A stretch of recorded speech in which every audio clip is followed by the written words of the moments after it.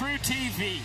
Historic Grayson Stadium in Savannah, Georgia, the birthplace of Banana Ball, plays hosts to our young sport for the first time in nearly 2 months as the Firefighters and Bananas clash for a 6th straight game. It's two former collegiate Bananas battling on the bump tonight as the Firefighters are starting 2022 CPL champion Jared Donaldson, and the Bananas are countering with 2021 CPL champ Cowboy Kyle Lewigs.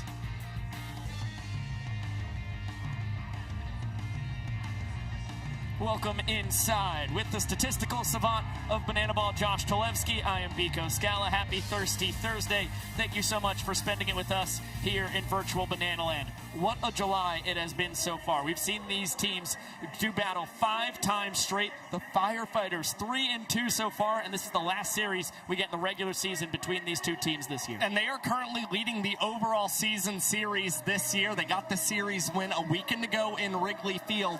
But when it comes to these Banana Ball playoffs, the head-to-head record is really important. It could potentially determine seeding. So both of these teams should really want to win that season series, but this is coming at a good time for the Savannah Bananas. 12-6 playing as the home team this season, the best winning percentage in the BBCL in those games, and they feel really comfortable here in Grayson Stadium. Well, let's see how it went a weekend ago in the friendly confines of Wrigley Field. First Banana Ball games ever played in the home of the Chicago Cubs, and bottom of the 3rd inning, Lamar Sparks, the rookie, making sure the Firefighters struck first. Armando Maceda already scoring his 2nd run of the ball game. An inning later, lifelong Chicago Cubs fan Tyner Hughes, thanks to his grandfather, and that's going to be another walk-off. So a 2-0 Firefighters lead, and it's the captain, Bill Leroy, the 9-year Nanner, 3-run homer with the owner of the Chicago Bears, George McCaskey on the broadcast. Bananas get on the board, and then Dalton Cornett gets the Firefighters their 2-point lead right back. Yeah, little lefty-on-lefty crime for Cornett. Great hustle from Armando Macera to get all the way home and score for the Firefighters. Help extend their lead in the ballgame now to 3-1. And the Bananas get a World Series MVP in Ben Zobrist up at the dish. And the 2016 World Champion with the Cubs, he shows off the hustle, beats out the fielder's choice. But it's the Firefighters still with the 4-1 lead in the 9th inning. Dan Oberst up is the golden batter, and he fouls out to the fans just 2 batters later. Kyle Jackson up at the dish, he suffers the exact same fate, and the fans lead the Firefighters to victory in the 6th Banana Ball game all time that ends with the fans recording the final out. And the first time ever that they recorded the final 2 outs. Really a wild way to finish the first ever Banana Ball game in Wrigley Field. Kyle Jackson and the Nanners looking to strike back early, and they would get just that. 2-run single from KJ to open up the scoring. The Bananas would win the first inning as DR and Ty come around to score. And then in the 3rd, how about KJ plating another nearly a carbon copy to make it a 2-1 Bananas lead? Yeah, part of a 6 RBI performance for Kyle Jackson. But this was one of the coolest moments all year in Banana Ball. Lamar Sparks rides up the home plate with his little sister Jency and nearly clears the bleachers at Wrigley Field, comes all the way to score with her as well, something they did as he was growing up. Now we move along, 6th inning, Bananas with a 7-run frame, and Kerry Wood comes into relief and shows off the greatest pitch from any guest in Banana Ball history, helps them earn a 3rd point in the ball game. Top of the 7th, KJ, there's that aforementioned 6th run batted in. It's himself. 7th homer on the year for Kyle Jackson, the 6 RBIs, a new Savannah Bananas team record. David Ross, the final plate appearance he took in his Major League career. It was a homer, Game 7, 2016 World Series with the Cubs. His first career Banana Ball plate appearance is a knock right back up the middle. Danny Hosley, the Nanners closer, plenty of run support as he puts a bow on an 8-2 victory to even up the series in Wrigley Field. So we got ourselves a rubber match on Sunday afternoon, and it was the Firefighters. Striking first again. How about Tyner Hughes? Once again, lifelong Cubs fan. His 2nd walk-off of the weekend. Firefighters lead 1-0. Excellent hustle for Tyner Hughes and early run support, or point support, I should really say, for the Firefighters. Now in the 4th inning, Dan Oberst up at the dish. He fouls out for a 2nd time on the weekend. A great snag by the Cubs fan in attendance, and that catch helped lead the Firefighters to an inning win in the bottom half of the frame. The former Jones Jr. helps double the Firefighters' lead, now 2-zip. Really cool moment for Ryan Kellogg. Spent 3 years as a professional Banana. Before that, 7 years in the Cubs organization. He got himself a strikeout in the 6th, but Armando Becerra with the walk-off sacrifice fly, DR and Alexiadis turn it into a double trick play trying to earn the equalizer point. They would not be able to do it. Dan Oberst, golden batter against Johnny Hummel.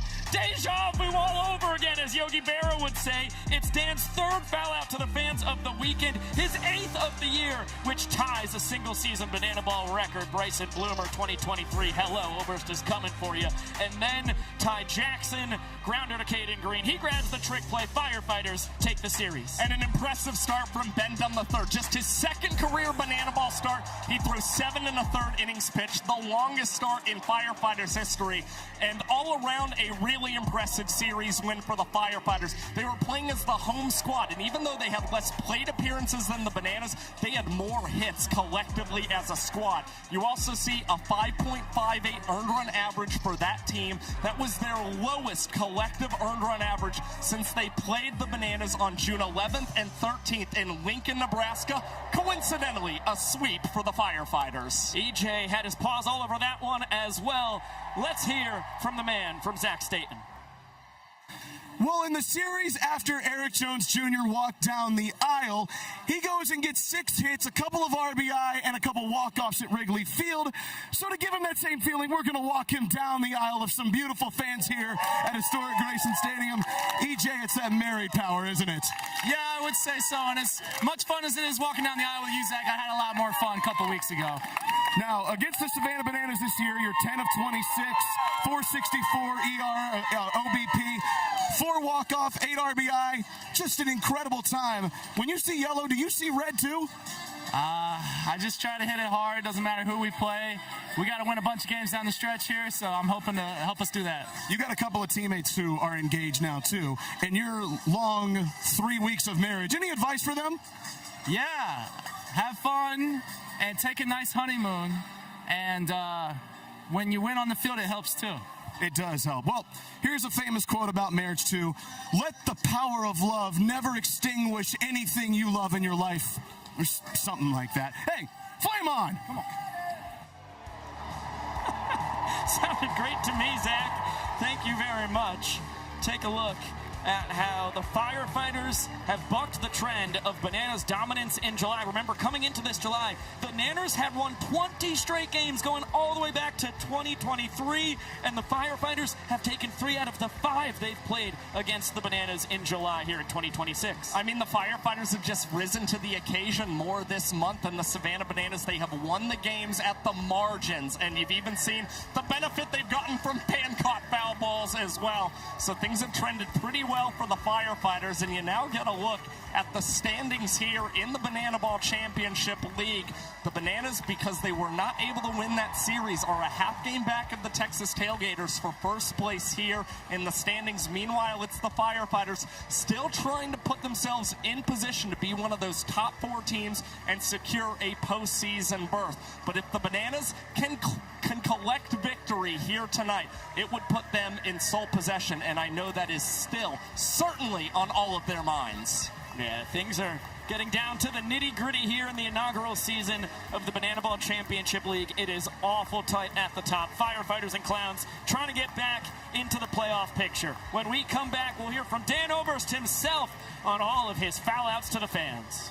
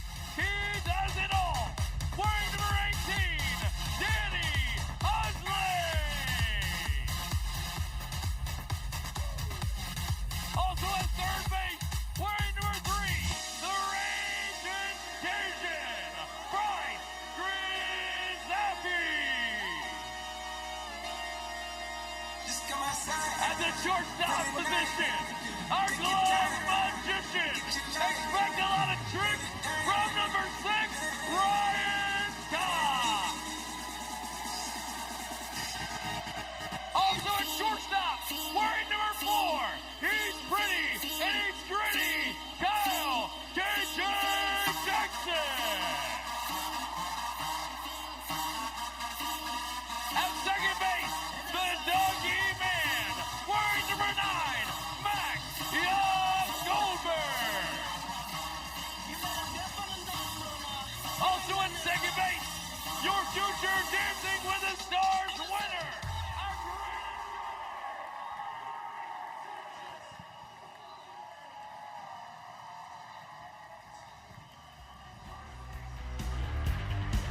Welcome back to beautiful, historic Grayson Stadium here in our city by the sea. I'll tell you what, it was a heck of a Friday night for Dan Oberst, but it ended with a foul out to the fans. Then he had 2 more on Sunday, and it's 8 total to lead the league. He's got something to say, and Sam Bauman is helping the 8-year Nanner make sure his message hits home for everybody. Bananaland fans first is a way of life, and no one's more embraced that this year than designated hitter for the Bananas, Dan Oberst, continuing to give fans moments to take home that last a lifetime. And now he has a message for you. Every game, thousands of fans go home without a banana paw. But now there's hope. From his exposed bare chest to his game-changing swings of the bat. Dan Oberst to the seats! Just like that! Dan Oberst is making a difference. Dan Oberst, a rainmaker! This year, our man Dan has heard the cry of our fans. Can I get a ball? Can I get a ball? And he's taking action. Oberst fouls it away. A chance for the fans. Perfectly caught in the second deck. It's the second time this game Oberst has fouled out to the fans. It's the 3rd time on the weekend. And it's a tour-leading 8th time this season. Proving it time and time again. Popped for the fans. And it's caught. Barehanded catch to take care of Dan Oberst. Nobody fouls out to the fans like Danny O. Because he knows, as the saying goes, you can give a fan a ball and make a memory for a day. Or you can foul out to a fan, make a memory for a lifetime. As that's another foul out to the fans. You've got to be kidding me. Now Dan Oberst is the outright leader in foul outs to fans this season. So when you think fans first, think Dan first. I want you to stop catching my foul balls. I'll give you KJ. I'll give you Jackson. I'll give you Danny Hosley. But please, stop catching mine. Dan Oberst, a Dan for the fans. I'm Dan Oberst, and I approve this message. Mainly the part about you not catching my foul balls. This ad paid for by the Dan First Foundation of Not Catching Foul Balls. That Dan Oberst hits into the stands. Please, please, please, for the love of God. Now keep in mind, there's only been 1 fan-caught foul ball all year here in Grayson Stadium. And the man to do it? Yeah, you guessed it. Dan Oberst. Guys. It really is remarkable, Sam. Thank you for putting that together. How about Mr. Oberst? Even while leading the league with 8 foul-outs to the fans, the next closest, Caden Green, with 5. Everybody else 4 or less. Still the second-best batting average in the sport. And I'll tell you what, if you took out the 8 foul-outs to fans this season, Dan Oberst's .395 average would actually be at .417, leading the Banana Ball Championship League. Still a killer campaign for Dan Oberst, but you just see how even more gaudy those numbers could be for the Bananas DH. Still hitting .395 while giving the fans so many magical memories. That is something only the legend Dan Oberst could make happen. He's getting ready, penciled into the 3-hole here tonight against the Firefighters.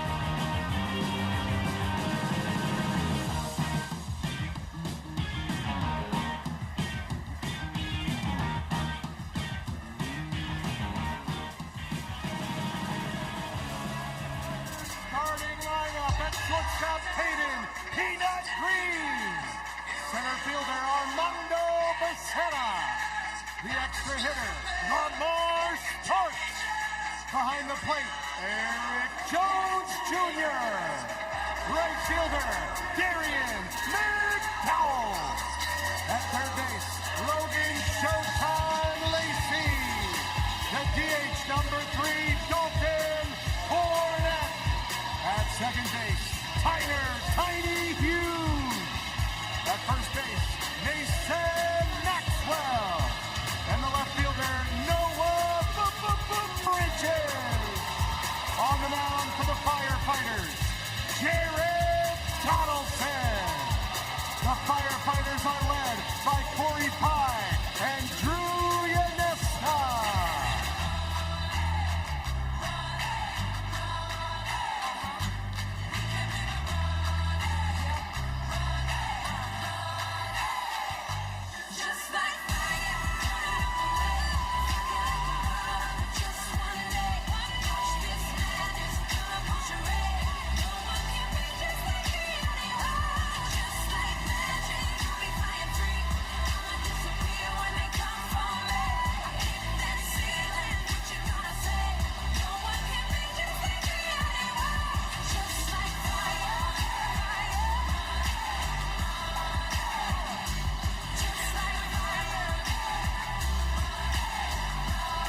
One more time for the Firefighters!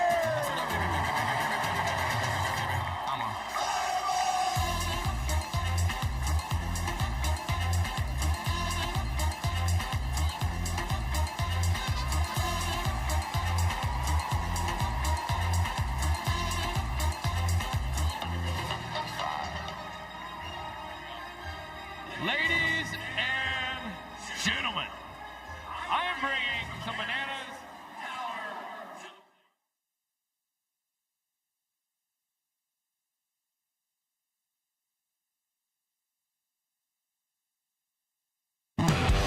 Banana Ball is the fastest and most entertaining show in sports, and the 11 rules guarantee the most fans-first experience every second.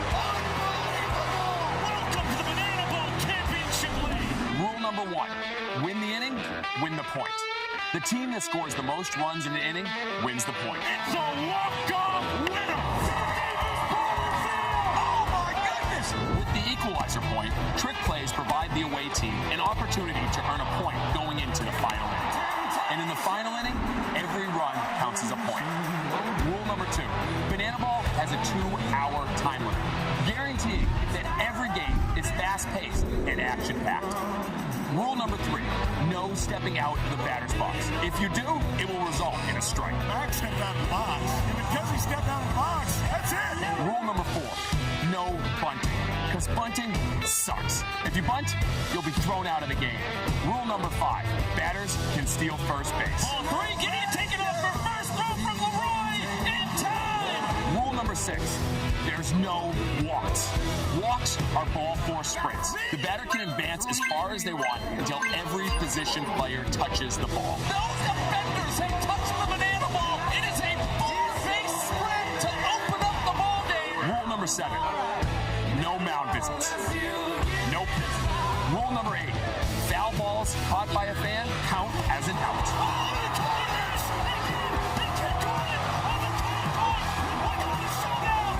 Rule number 9, the showdowns. In showdowns, the best of the best face off in the biggest moment. One hitter versus one pitcher with one fielder behind him. And the hitter has to score. Rule number 10, the Banana Ball Challenge rule gives the coaches and you, the fans, a chance to impact a call on the field. Rule number 11, the golden batter. Once a game, each team can give any player an at-bat, regardless of the lineup. This offers the biggest matchups on the biggest stage. Big on big.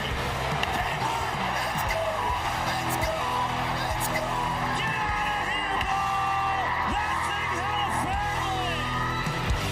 And those are the rules of Banana Ball. Thank you very much, virtual Jesse Cole. Welcome back to Grayson Stadium here in Savannah, Georgia, as we open up this 3-game set between the Firefighters and Savannah Bananas. We are zeroing in on rule number 8 that Jesse was just talking about. It's my personal favorite rule in banana ball. If a fan catches a foul ball, it's an out. And of course, it's played a bigger role in Dan Oberst's season than anybody else in the sport. And overall, 94 foul balls have been caught by the fans here in 2026. But only one of them has come here in Grayson Stadium. Again, coincidentally enough, it belongs to Dan Oberst. You can't make this stuff up. Nobody is doing it like Danny O here in 2026. Figuring things out that nobody else can. As you get a look at another couple of banana ball legends squaring off when it comes to dueling on the mound here tonight. Jared Donaldson spent 4 years as a Savannah Banana, 3 in the sport of banana ball. Kyle Lewigs, 8 years as a Banana, 5 of them here in the world of banana ball. Yeah, it's such an interesting pitching matchup. The third time these guys have faced off against each other this year. Lewigs won battle number 1. Donaldson even the score last weekend in Wrigley Field. And just to add another wrinkle on top of all of this is Jared Donaldson's 25th career start in Grayson Stadium, leading all pitchers in banana ball history. Lewigs is in second as he will be making start number 22 here in historic Grayson Stadium. We'll see who's going to come out on top. And the only 2 pitchers in banana ball history with 300 or more strikeouts. Donnie 304, Kyle 303, as they each only got 3 strikeouts last weekend against each other in Wrigley Field. Here is how the standings look coming into this final series we will get between the Bananas and Firefighters in 2026. Firefighters just 2.5 games out of a playoff spot, while the Nanners in the thick of it, tied with the Coconuts, a half game back of the Tailgaters, who have clinched of the playoff spot because they won the Banana Ball Open back in mid-April. Well, I think when you get to look at these standings, you just see the parity right now in banana ball. A lot of balance between all 6 teams here in the standings. A very tight pack. Again, the Firefighters and the Indianapolis Clowns in their own right are trying to scratch and claw their way back into being one of these top 4 teams. And again, the Bananas, one of the best teams when it comes to playing in Grayson Stadium, the best team when it comes to record playing as the home team, 12-6 this season. If they can secure the win tonight, they will be in sole possession of first place. And even though the Bananas have dropped 2 out of their 5 games against the Firefighters here in July, still just a half game back of the Tailgaters, because they're only 3-7 in their last 10 games. The top team in the sport, really from the Banana Ball Open until today, finally showing that they are mortal. Yeah, and the Coconuts have really played supremely well banana ball over the last couple of months. They are actually tied for second place right now with the Savannah Bananas, getting hot at what they think is very much the right time. And again, they get to face off against the Indianapolis Clowns this weekend. Should be a very interesting series. Meanwhile, for those Texas Tailgaters, they're going up against the Party Animals in Boise, Idaho. But the Party Animals have actually been much better in that season series this year. Yeah, and they just took 2 out of 3 from the Tailgaters over the July 4th weekend in Midland, Texas. So there will definitely be revenge on the mind for the Tailgaters heading into this one. That'll start tomorrow night in Boise. Cannot wait to see it. Let's get back down to the turf. Sam Bauman has Connor Harris. Yeah, Vico, Josh, Connor Harris here. Vibes are high. Connor, the emotion being back here in Savannah. Bananas the home team. Encapsulate it for me. I don't know. I haven't stopped moving my body since the game started. It hasn't even started yet. The vibes are through the roof. The fans are incredible. And the boys are ready to go today. Yeah, Ryan Cox came in here. Ryan, I feel like Bananas coming off of maybe a weekend that didn't go your way in Wrigley, but we're back home in Savannah. Man, we were in Wrigley. What a blessing.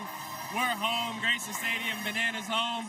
The boys are in all white. I can't take a knee because I'm wearing all white. Hey, Savannah, we home. We home. Come on. Guys, I don't know if you realize, the Bananas are home. The energy is high. It's a Thursday. Who cares? Let's get this thing going. Thank you, SB. Couldn't agree more, my dear friend. Over 5,000 fans on hand here in Savannah. The 624th straight sold-out crowd. Going all the way back to the collegiate summer baseball days, the roots of the Savannah Bananas, back when they were in the Coastal Plain League. And everybody moving it and grooving it, following that youngster down on the field. Everything she does, the full capacity crowd will follow in tow. And it's scuba time.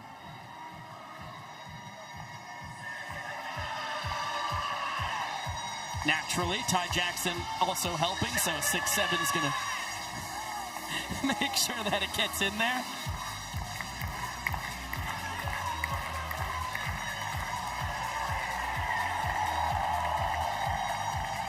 I'll tell you what, very important before any type of workout or ball game. And you get the Energizer Bunny and Ty Jackson to lead that. I can't think of a perfect guy doing that for the Savannah Bananas.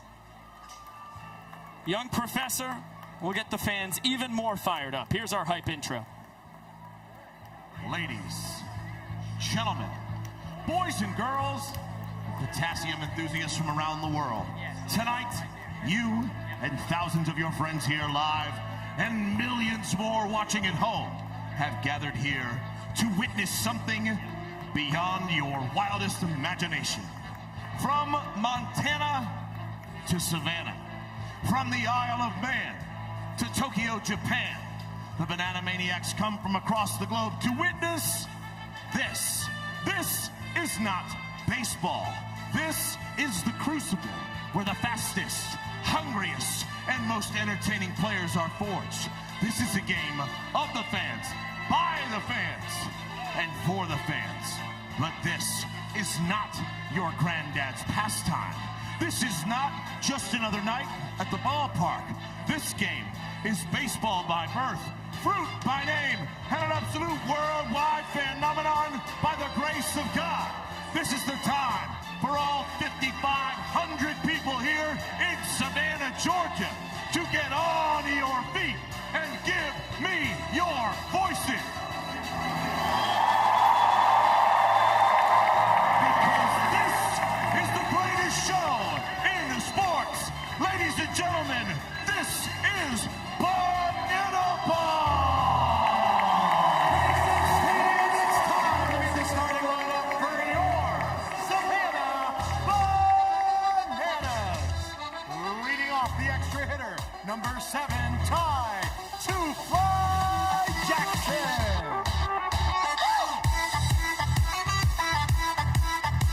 At third base, number 4, Kyle KJ Jackson.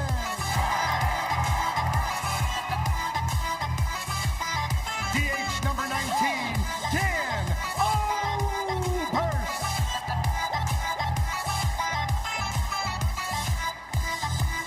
Center fielder number 2, Reese Superman Alexiadis.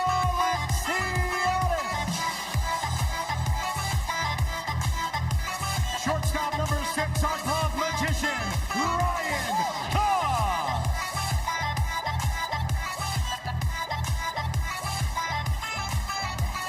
The catcher, numero uno, he's the captain, Bill Roy.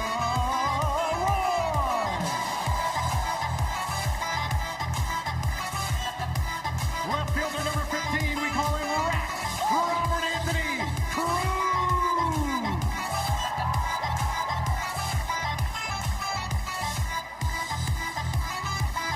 Right fielder number 18, he does it all, Danny Hosley.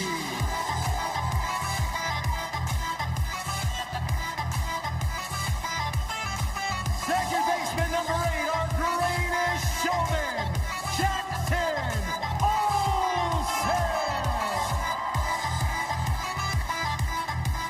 First baseman number 17, Easton Parrish.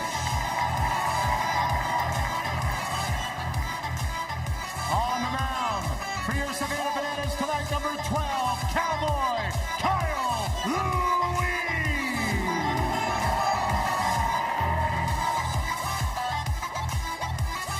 Your Savannah Bananas are led by Tyler Gillum, assisted by Adam Byro Virant, Ryan Kellogg, Bryce Stover, and the legend, Reggie Horton.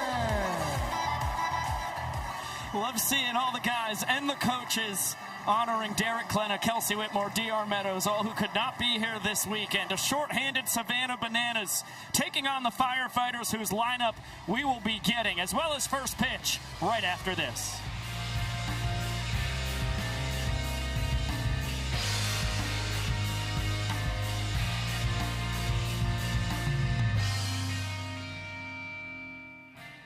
The the South Effingham High School Marching Mustangs.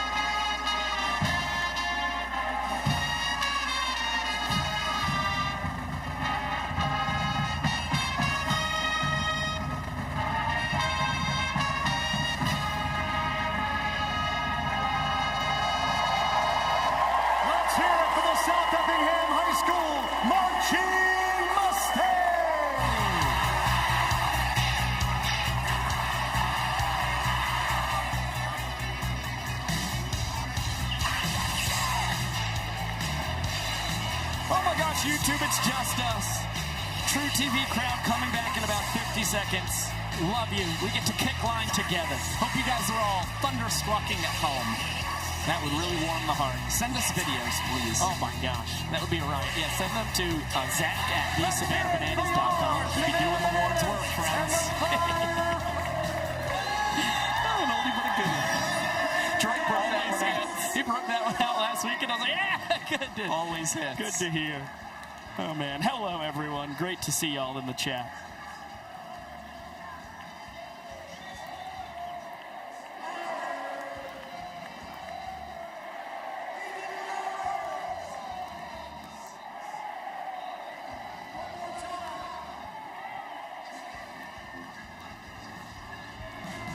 Welcome back into Banana Ball Live on True TV. The 18-23 Firefighters, 2.5 games out of a playoff spot, taking on the Savannah Bananas in their home of Grayson Stadium at 22-18.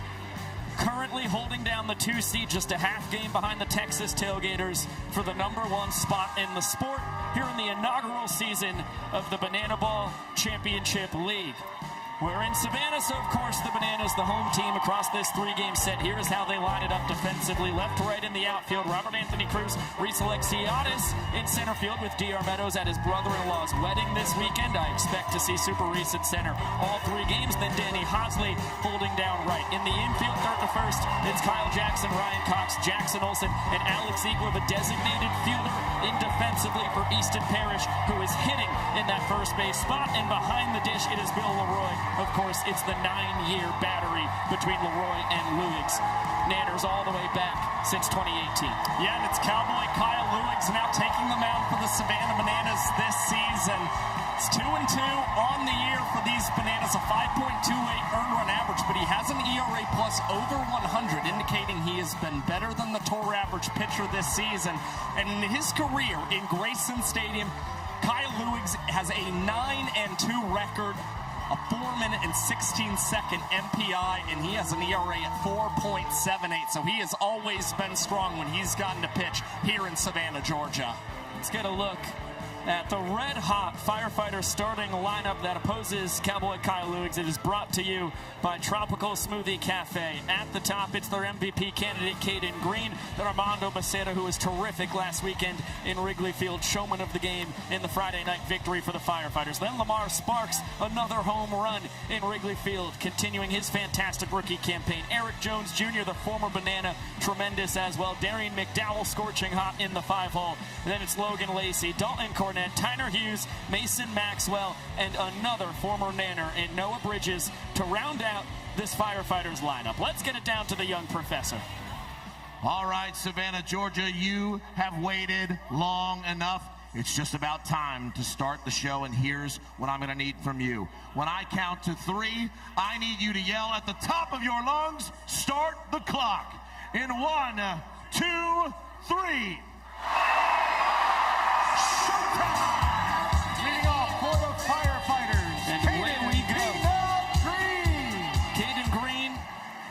his second year with the Firefighters. Started his journey in Banana Land summer of 2022, a collegiate summer banana. First pitcher he ever faced, Cowboy Kyle Lewigs. That was the pros versus college kids, Banana Fest 2022, as this one is launched foul and on top of the concession stand down the right field line. Always special when we get to see Lewigs and Peanut face off once again right back where both their Banana Ball and Bananas careers started. Tip drill from Ryan Cox. Peanut's counterpart at short starts the series with a trick play. And the all-time leader in trick plays at that. And you see how Ryan Cox is able to adjust kind of a last second. That ball looked like it was screaming off the bat. Started to die as it approached Ryan Cox. And nevertheless, he can make a trick play out of just about everything. And you see him just give the small little tip up to himself. And the Nanners with an early trick play behind Lewigs. Now Armando Becerra, after we saw the 87th trick play of the season for Ryan Cox, his 672nd all-time. Bounding ball, Alex Ziegler will bounce it to himself and collides with Becerra, but after winning the foot race to first base, making sure that Mondo's okay. A little careless there from Ziggy, but it's another trick play for the Nanners. Yeah, and he had Cowboy Kyle Lewigs hustling over to the bag, ready to cover, but Ziggy just deciding to do things himself. Quite the difference maker defensively, and this is what the Bananas are hoping to see from Kyle Lewigs. He's a guy who's very good at keeping the ball on the ground this season. Typically induces a lot of trick plays. Only had 3 in his last start. The Bananas not able to win that game, but they're always in a much better spot when they can get lots of trick plays behind Kyle. Breaking ball fouled away. No balls and 2 strikes on Lamar Sparks. Mentioned he had that massive home run in Wrigley Field after the specialty walk-up with his younger sister, Jency. Right back up the middle, deflected off of Lewigs. Bare hand by Olsen, over to first. Ziegler with the scoop. Acrobatic out call from Seth Markham, the first base umpire, and a perfect first frame for Cowboy Kyle and company. Quick work for Cowboy Kyle Lewigs. 2 minutes and 10 seconds on the clock for the veteran right-hander. And what a job by Jackson Olsen, staying with that play, going with the bare hand after it ricochets off the glove of Lewigs. A goose egg put up by the Bananas. It means that this Firefighters defense will have to do the same to make sure that they remain knotted in the all-important points department. Left to right in their outfield, it's Noah Bridges, then Mondo and Premium. In the infield, third to first, Showtime, Peanut, Tiny, and Mad Max. It's EJ behind the plate, and you can see bottom left corner of your screen, South Trimble, we call him Smoke. He's the designated fielder, so he can be anywhere defensively at any time without penalty. Well, Caden Green might be the team leader in trick plays, but Logan Lacey is the highlight reel over there at the hot corner. 25 of his 45 trick plays have been 2-star level of difficulty or higher. That is 55.5% of his total trick plays. And he's looking for a couple more here tonight behind Jared Donaldson. In the middle of it all, the Firefighters' second-round draft pick, taking him after 3 years in Banana Ball as a Savannah Banana. Before that, a 2022 Coastal Plain League champion in his maiden voyage here in Banana Land. He's out of Georgia Southwestern State University. He's the 2022 Peach Belt Conference Pitcher of the Year. And when he gets in a groove, he can be as tough as anyone in the sport. Yeah, 3-4 record this season, and he's getting to work with Eric Jones Jr. They were teammates on the Bananas. Why that matters, the numbers for Donaldson much better when he has Eric Jones Jr. behind the plate. A 4.02 MPI, a 4.97 ERA in 50 2/3 innings pitched this year. Here's how the Savannah Bananas line it up. Brought to you by Tropical Smoothie Cafe. At the top, it's Ty Jackson into that leadoff spot again with D.R. Meadows at his brother-in-law's wedding this weekend. Then Kyle Jackson elevated from the cleanup spot to the 2-hole. Dan Oberst, the DH, in his familiar 3 spot, at least as of late. Then Reese Alexiadis cleaning it up, followed by a red-hot Ryan Cox. Then Bill Leroy had that home run in Wrigley Field last weekend. Robert Anthony Cruz, Danny Hosley, Jackson Olsen, and Easton Parrish getting only his 4th career start, rounding out the order. Yeah, the Bananas having to move things around with D.R. Meadows out of that lineup, but again, they're sticking Kyle Jackson, one of their best bats in that 2-hole, hoping it leads to a lot of success. Jackson spent 20 games batting second last year in the Bananas lineup. They went 15-5 in that span. We saw it briefly, only a .256 batting average here for Ty Two-Fly in his third tour, 5th year as a Banana, but a .387 on-base percentage. He's always such a tough cookie at the dish, a quality at-bat machine. Wow, low strike, Bryson Wheeler, the crew chief. Like that one at the bottom of the zone. Great frame from EJ. As the fastball gets the top of the zone. And just like that, count even at 2-2. Swing and a miss. Donaldson with the splitter. Perfect scoop from Eric Jones Jr. Excellent start for Donnie.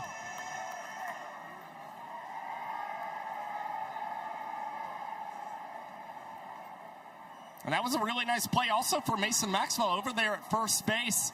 Eric Jones Jr. having to throw that ball down, and Maxwell scooping that one, what looked like under the legs.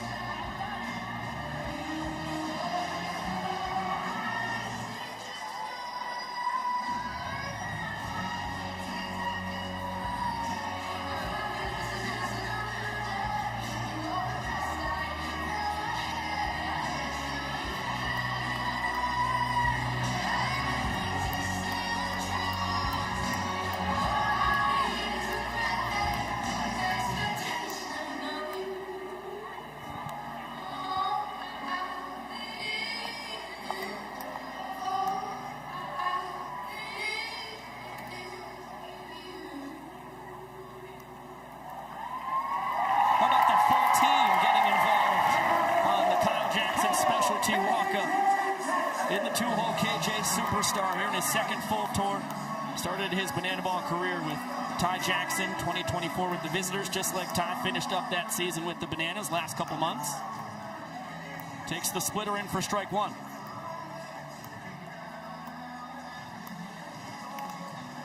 .477 on-base percentage for KJ, the number that jumps out. It's the best on the Bananas. It's only 4 points below the .481 he finished with last year, which paced the entire tour. And that OBP actually above 500 since the start of June. A big reason the Bananas wanted to pencil in Kyle Jackson, a guy they trust again on if Ty Jackson can. Flare to shallow center. Mondo with a beat on it. Catches it in stride.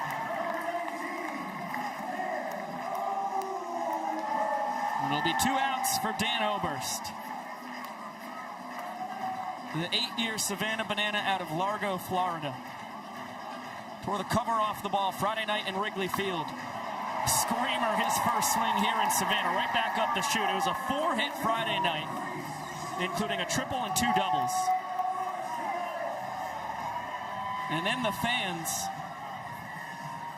even got him once on Friday, got him 2 more times on Sunday. It's 8 foul outs to the fans on the year, which is 3 more than Caden Green's second most in the sport. It's pretty remarkable. And just remarkable that Dan Oberst also has seen his former teammate in Jared Donaldson so well this year. Now 5 for 10 against the right-hander. Reese Alexiadis a promotion to the cleanup spot with Meadows out of the lineup. He's got the inning-winning run on first base. Lifts this out to right. Darian McDowell with the call. And the catch. No funny business with the inning-winning run racing towards third base. Jared Donaldson gives up the 2-out single but holds serve. We are scoreless through 1 inning of action here in the opener of this 3-game set between the Firefighters and Savannah Bananas.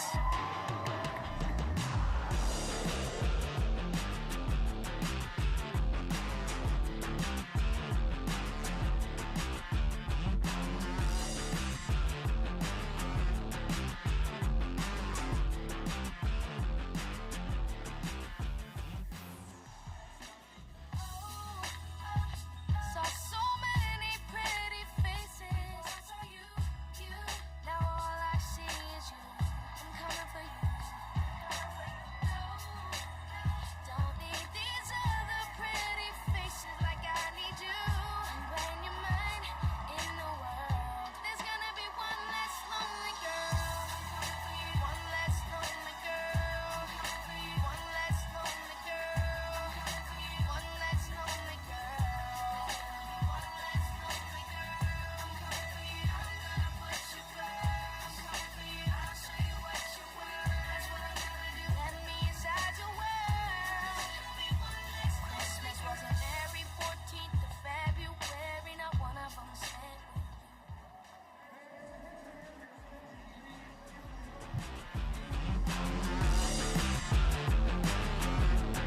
You're watching Banana Ball on True TV, presented by Tropical Smoothie Cafe.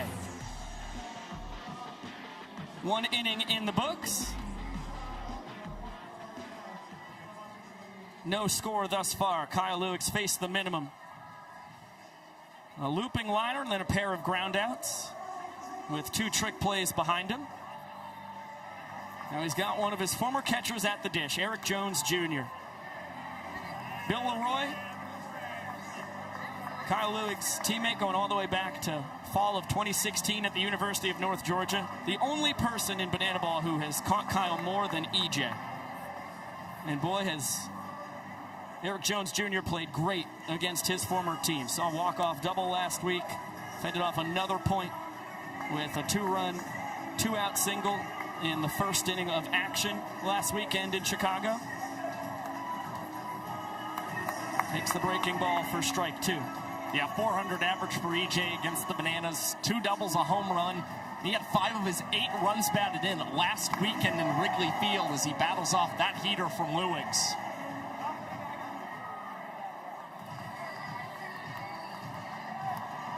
Led the Firefighters with 6 hits across the weekend. 6 for 9 with a ball 4 sprint. That'll do. Ended up being one of our candidates for Player of the Week. Had a great shot at it, if not for his teammate Ben Dunn, who was the winner. We've seen EJ racking up some extra base hits.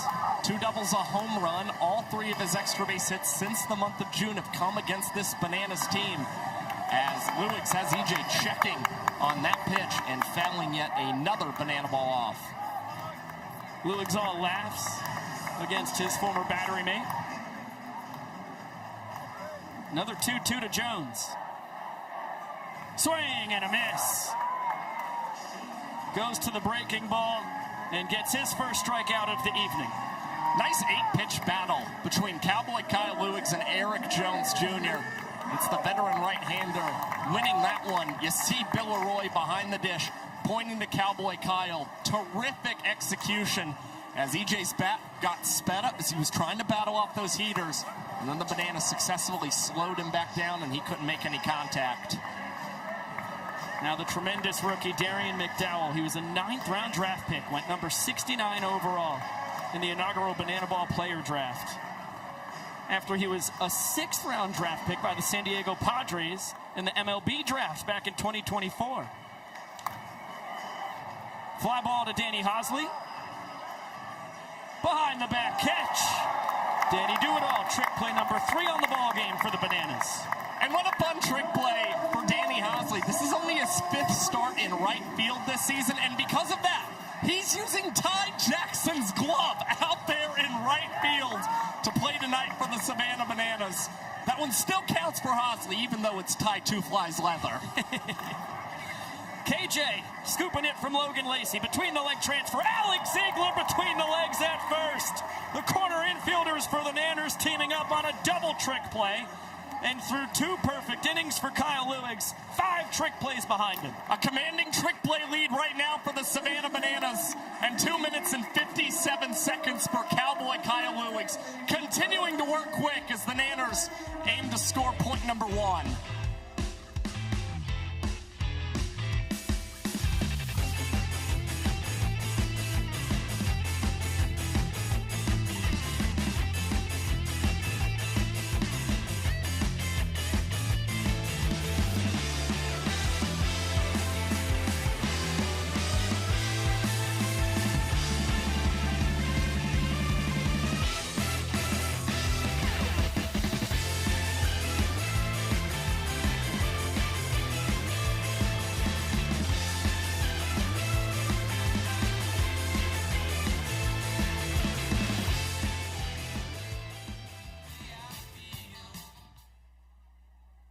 Fans, your attention please. Now I've got some bad news. We've asked a couple of times for the owner of a blue Nissan Altima with North Carolina tags to move your car because you're blocking someone in. Unfortunately, it's still in the same place. You're now being towed.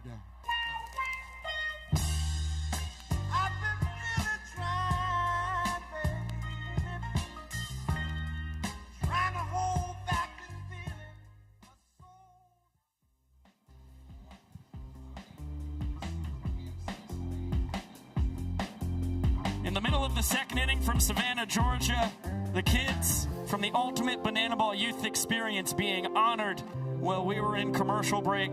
It's a 4-day action-packed experience, starting with a wild opening ceremony that they had a couple days ago, a banana ball camp, and now it's exhibition time, as well as a lot of fun in Grayson Stadium across the week. And this is something that's really close to the hearts of Adam Byron, Tyler Gillum, a lot of the coaches around banana ball as they continue to try and grow this sport, that it might live on way past the Ryan Coxes and Jared Donaldsons of this world.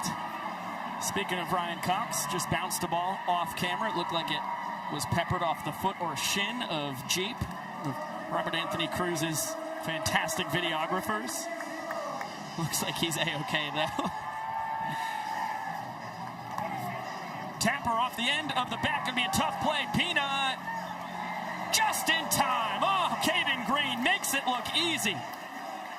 That's as quick a transfer as you will ever see. Yeah, you pretty much got to gather, find that banana ball as quick as you can, and throw.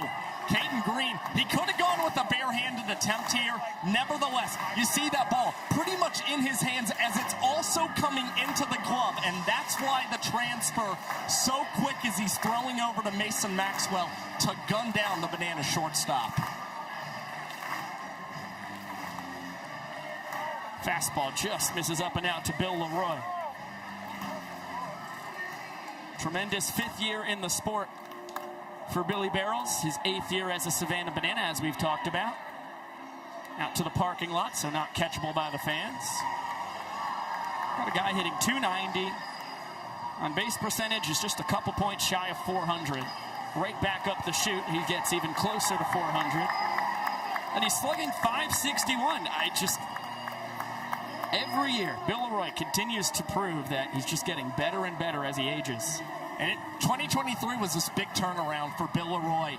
San Jose, California, he's working with Eric Burns, who was the head coach of the Bananas in the 2022 World Tour.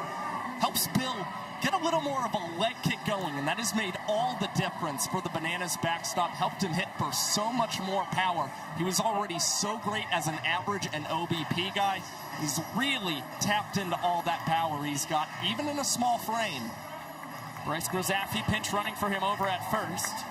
Bananas designated runner here tonight with JT Sokoloff still on the mend as the splitter just missed the outside corner. Grozaffi spelled Bill behind the dish Sunday afternoon in Wrigley. Got the start as the catcher. As the splitter once again, pitcher's pitch, but it just barely misses, so Robert Anthony Cruz in the driver's seat. Grozaffi off on the 3-1, it's ball 4. All 7 fielders behind the pitcher and catcher have to touch the ball before it's live. Through the infield we go, and now McDowell firing home. Scoop from EJ! Oh, the ball got out of the glove of Eric Jones Jr. It would have been an unbelievable play by the Firefighters defense. Instead, the hustle from Grozaffi earns Cruz the walk-up as the Nanners with a 1-0 lead. That is a gutsy send from Tyler Gillum. Green light special on full display. And Grozaffi really had to try and just motion his way around Eric Jones Jr. He was trying for a swipe tag. It leads to the banana ball, leaving his glove. And so in the end, the Bananas able to earn the first point in the ball game tonight in Grayson Stadium. And Grizz makes sure we get on some kind of choo-choo train, some kind of a train-themed dance. Another look. You saw the slide from Grozaffi that knocked the ball out of the glove from Jones.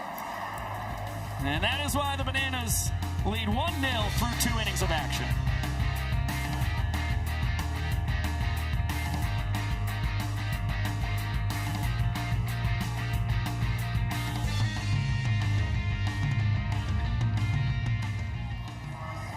Music stops, you have to finish singing the lyrics.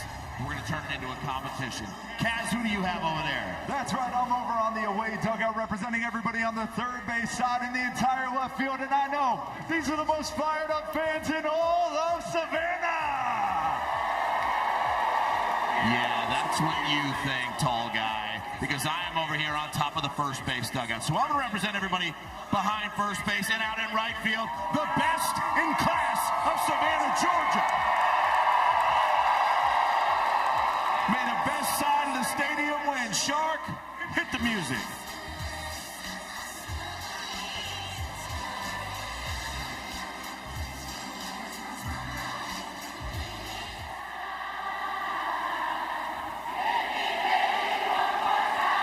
Oh, yeah, you sound great. First point's going to third base and left field side. Next song.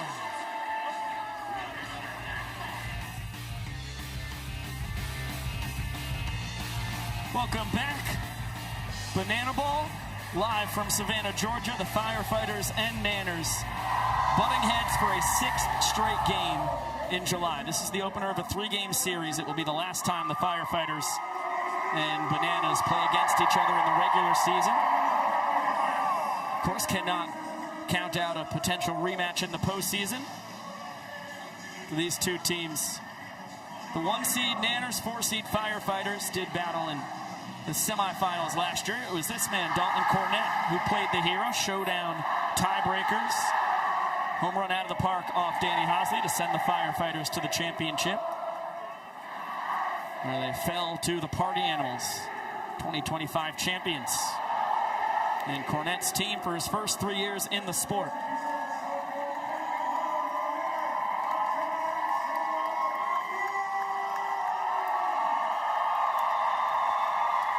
Dalton, a legend of Banana Ball. What a weapon to have hiding in your 7-hole. Rolls this one over to Jackson Olsen. Fielded and thrown between the legs. Ziegler behind the back. Already his 3rd trick play of the affair. And the Nanners up to 7 on 7 outs in the field. And that's another time you've seen a Firefighter in front of a pitch from Cowboy Kyle Lewigs. Big reason Cornett rolls that one over. Not too much trouble for Olsen or for Ziggy as the Nanners 7 trick plays already in tonight's contest. Now Tyner Hughes coming off a great weekend in Wrigley Field. Walk-offs in both the victories, Friday and Sunday. And now Alex Ziegler playing the role of a cameraman.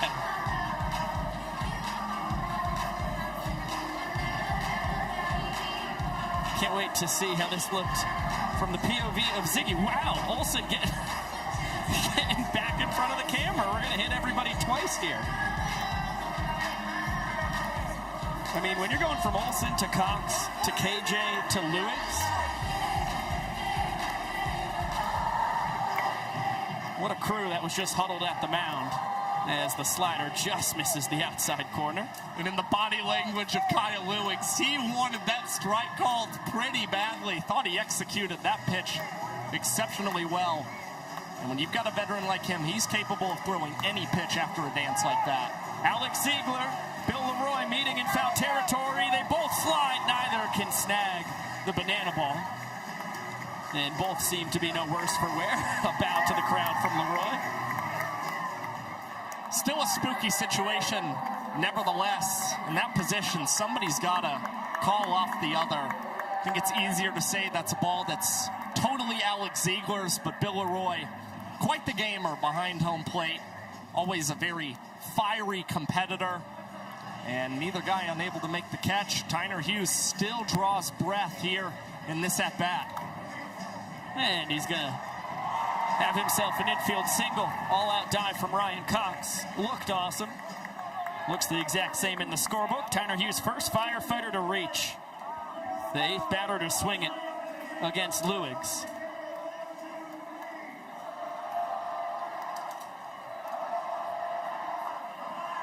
One-two bender. You get another look. Perfectly placed in the 6-hole. Mason Maxwell fooled on the first pitch slider.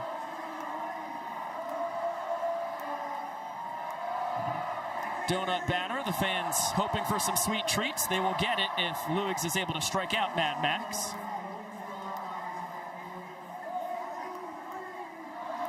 The Firefighters' 11th round draft pick out of Newfield, New Jersey.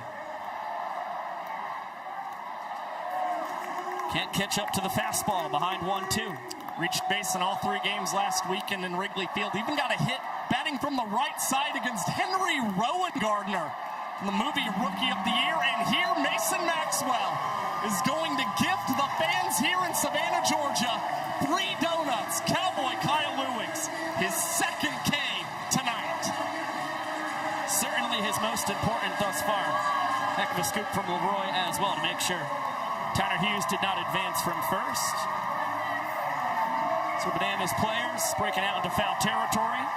Hurling, looks like munchkins to the fans. It's the donut hitter, but I believe these are donuts in circular form. Get back to you on that. Noah Bridges with a sword. Fooled on the breaking ball from Lewigs. That looks like it has some fantastic life here this evening. Ahead 0-2 against the former Savannah Banana. Bridges able to get a piece of that. Guy who was a Wilmington Shark in the CPL, played 4 games against the Bananas summer of 2022, then was brought aboard for the summer series. Immediately became a fan favorite. Was a no-brainer to be the face of Banana Ball's third team, the Firefighters, who were born in 2024.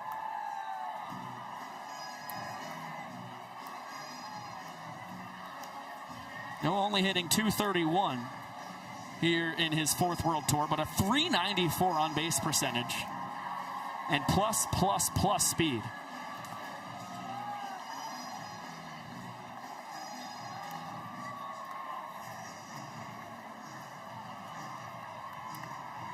Swing and a miss. 3 punch-outs from Kyle Lewigs. Across 3 scoreless innings of work, he is having a blast tonight here in Savannah. I mean, the breaking stuff is as elite as it's looked all season for Kyle Lewigs. And when you're able to play that off of a firm fastball, it leads to a lot of success. That's what you're getting from Cowboy Kyle Lewigs. Now it's time for us to get our Bananas Foster family of the night. Callahan. Across the United States, there are over 400,000 children and teens in foster care without a permanent home. To raise awareness and support this community, we created Bananas Foster, the official nonprofit of Banana Ball. Our organization is dedicated to celebrating those in the foster care community while educating and inspiring others to get involved. Tonight, we are celebrating the Cochran family. Jesse and Kara became licensed foster parents because they wanted to provide a safe and loving home to children in need. They are passionate about supporting and loving the biological families of children in their care during placement and even on after adoption or reunification. Within 9 years of being licensed, they have welcomed 11 children and teens into their home, as well as adopting 5 into their family. Fans, please help us celebrate this amazing family for making a difference in the foster care community.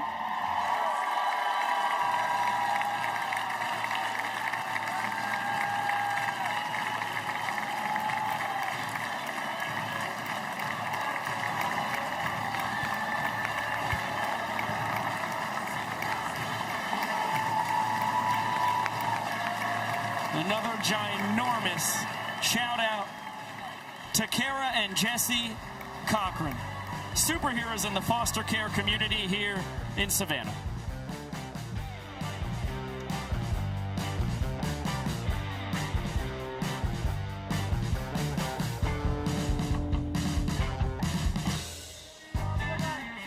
Text Bunch to 50155 or scan the QR code. Ladies and gentlemen, get those hands together and make some noise. Out in right field, it's the world famous Banana Band.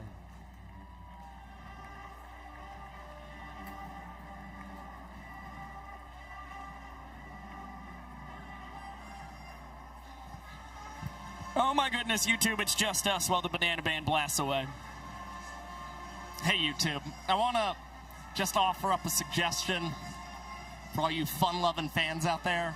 If you liked the Bananas scoring celebration tonight, please watch I Want to Ride on a Choo-Choo Train from Tim and Eric. Awesome show, great job. Casey and his brother, it's peak entertainment.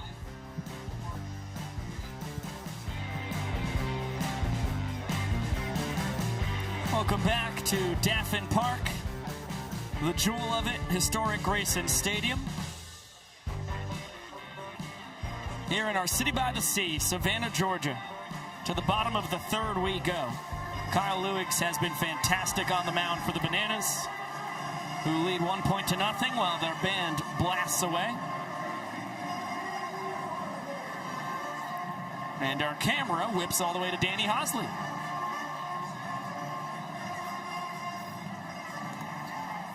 Hosley, Olsen, and Parrish, bottom three in the order, due to swing it against Jared Donaldson.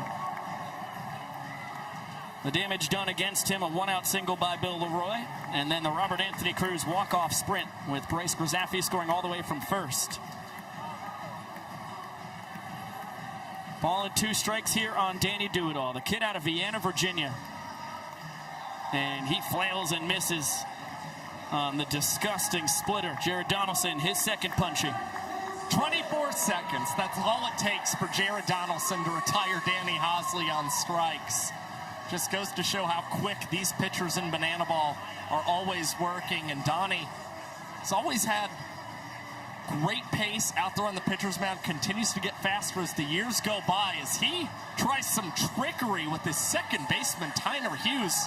They were interlocking legs before Donaldson got up, towed the rubber, and delivered a ball low to Jackson Olsen. Yeah, I'm uncertain what the vision was there, but I appreciate the effort from everybody involved. 2 balls, no strikes on the Great 8. Here in World Tour number 4. After he started his career, just like Noah Bridges, we were talking about, top half of the inning. Summer Series 2022. And that's Jared Donaldson for you. 2-1 count. You think you're going to get a cookie, you get yourself a splitter.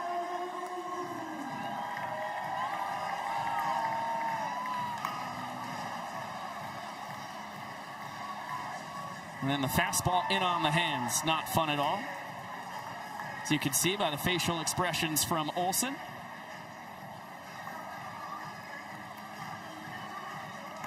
Down swinging. Splitter gets strikeout number 3 for Donaldson. Again, this is a guy who's had a lot of success against the Savannah Bananas this season. Jared Donaldson, a season-high 8 strikeouts against these Savannah Bananas, and trying to see if he can top it here tonight as he gets some swing and miss against Easton Parrish, the Bananas first baseman. This is Easton's only 4th start of the season. After the Bananas grabbed him in the 7th round, he was pick number 52 in the draft. And he goes down on 3 pitches. Donaldson strikes out the side in short order, front flip, as he beelines for the Firefighters dugout.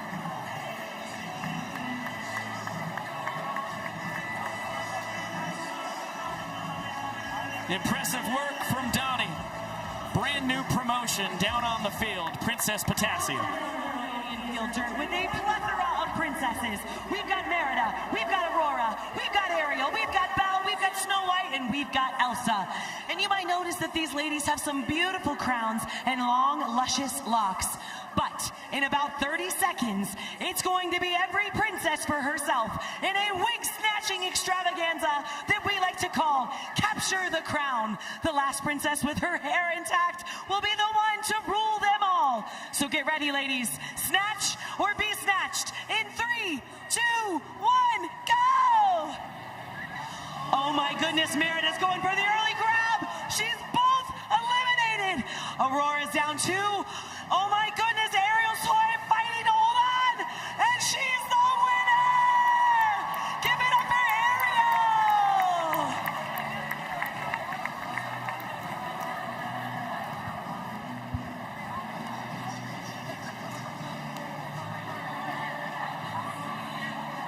The chaos of Banana Ball. You just never know what you're going to get between innings.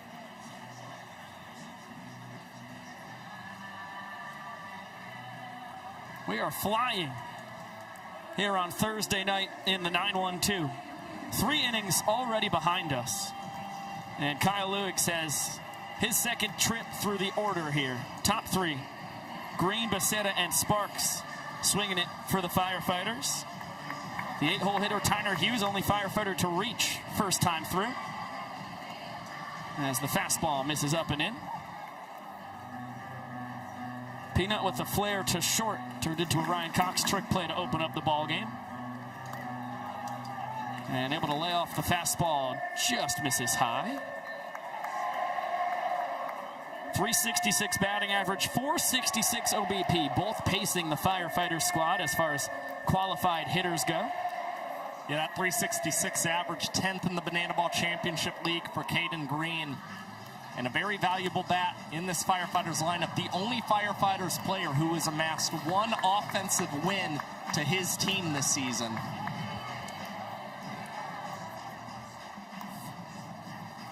Two-two pitch. Danny Hosley in foul territory, sliding into the stands, and no catch from the fans. So it'll be another 2-2 from Lewicks. Hometown kid out of Richmond Hill, Georgia, Richmond Hill High School graduate.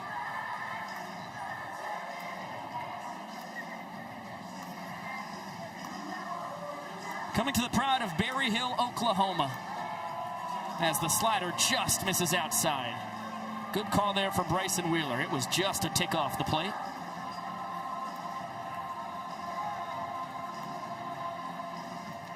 Swing and a miss. Little back me up cutter. And Lewicks with 4 punch-outs now. If you can't get him with the off-speed, you gas him up. Terrific pitch from Kyle Lewicks. And doing a little Frankie Muscatello celebration.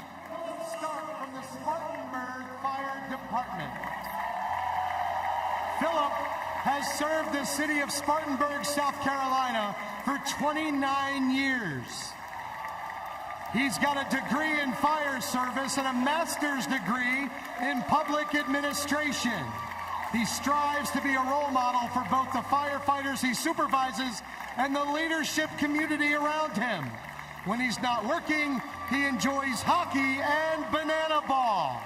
Obviously, his favorite team is the Firefighters. And fans, today is his birthday, and he's so glad to celebrate with his favorite team. So let's hear it for our Firefighter of the Night, Assistant Chief Phillip Starr.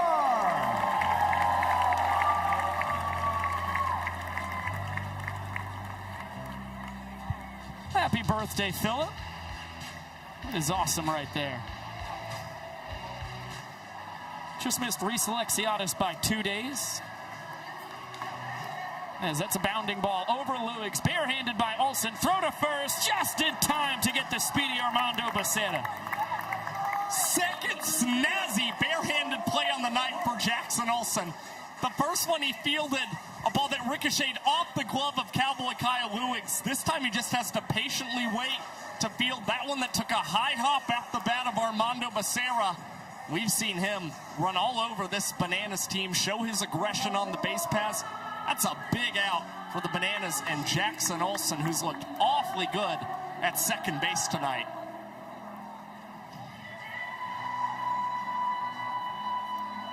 Now Lamar Sparks, see the batting average, just dipped below 300 with the out in the first. Look what Kyle Lewicks found. That was a frozen rope right to the mid of Lewicks. A web gem, just as much a surprise to Cowboy Kyle as anybody.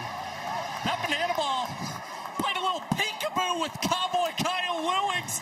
He finds that ball in the glove, and it is another sub-3-minute inning for Lewicks. 2:33 on the clock for the veteran.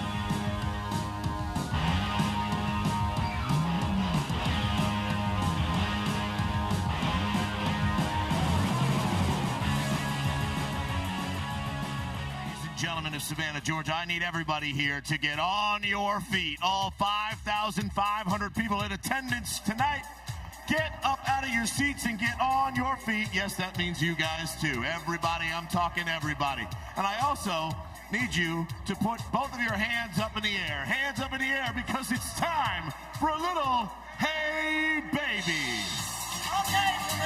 Let's start clapping it out. Savannah, I want to hear you sing as you sway those arms and dance along with us. Let's get loud.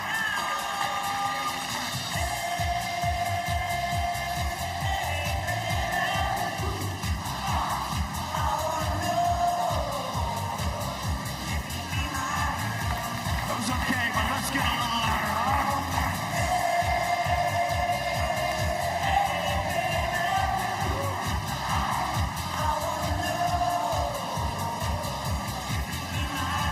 That's how you do it, Savannah. Keep going, let's step it out.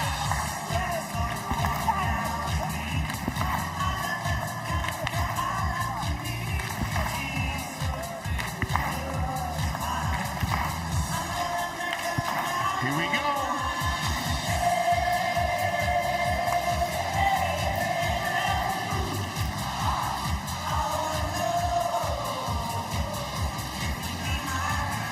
Come on, Savannah. One more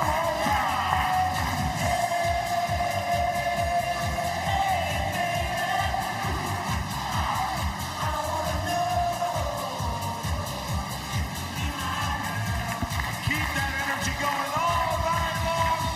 Make a little noise for yourself in Savannah, Georgia.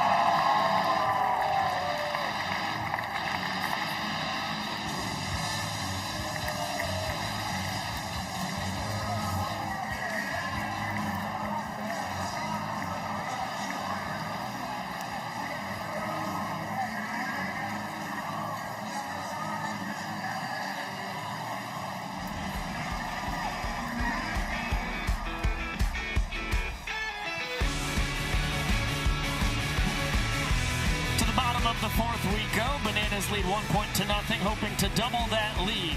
But the task is tougher against Jared Donaldson when he's with his typical battery mate like he is tonight, Eric Jones Jr. Take a look at the numbers with and without EJ. Of course, very different sample sizes, but a very stark contrast in success. Yeah, you just see Jared Donaldson a lot more confident with Eric Jones Jr. pounding the strike zone much more effectively as you see that difference in his ball four sprint rates.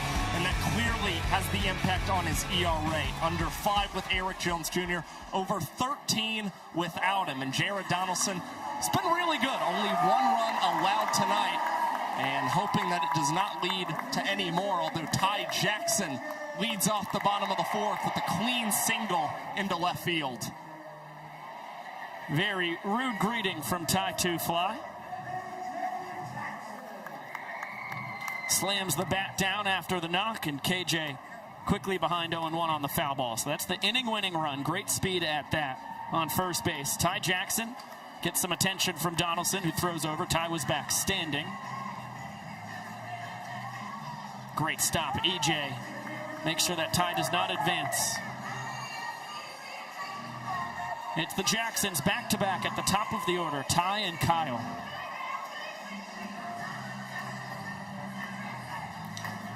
On a hop, Tyner Hughes to second, bounce pass, that's a trick play on the fielder's choice. KJ can fly, so no chance for Caden Green to turn it. Yeah, that's going to be an extremely tough double play for the Firefighters. So in that scenario, the right move for Tyner Hughes is to try and focus on collecting a trick play. Firefighters want to try and earn that equalizer point, which if the away team has more trick plays than the home team going into the final inning, they get an added point. But right now, the Firefighters really trying to climb out of a big deficit. Dan Oberst plunked on the 0-2 splitter after he rifled one back up the middle for a single his first time. So aboard both plate appearances tonight, pushes the inning-winning run into scoring position. Saw Donnie dropping down, and look at that left leg, maybe a little lean into it. Oberst clearly content to be plunked. That's a team plate appearance right there. Doesn't hurt the OBP either. As Reese Alexiadis, a lot of movement on the fastball. And that evens up the count at a ball and a strike. Mentioned it a half inning ago, honoring our firefighter of the night, but Super Reese just had his birthday 2 days ago. 29 years young. And down swinging. Strikeout number 5 now for Donnie as he pulls back ahead of Luigs. They've both been fantastic with the Ks. Yeah, lots of strikeouts and pretty elite defense throughout this game, becoming the theme early. And you see Eric Jones Jr. just goes to that splitter. He knows that's the specialty pitch from Jared Donaldson, buried in a perfect spot, and no contact made by Super Reese. Cue ball foul evens up the count and a ball and a strike on Ryan Cox. Had an infield single taken away from him by his counterpart, Caden Green. Back in the second. Ahead 2-1. 4 balls here will double the lead for the Bananas.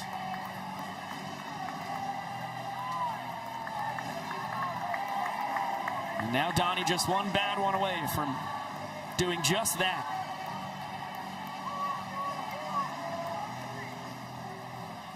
Pitcher's pitch, fastball, low outside corner to run the count full.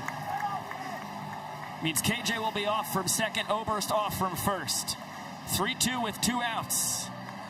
Cox bounces it foul, will do it again. Well, Cox, this is what he makes his bread and butter on, fouling off pitches, battling at the plate. Because of that, he's been able to earn 6 ball 4 sprints with runners in scoring position. And looking for another as this one is skied into right field. McDowell and Becerra trying to chase it down. And it's Premium in right field, gloving that one and leaving 2 Bananas stranded on base. Inning-saving play from McDowell. Keeps the deficit at just 1 for the Firefighters. Narrowly avoids his center fielder. It's still just a 1-0 lead for the Bananas through 4.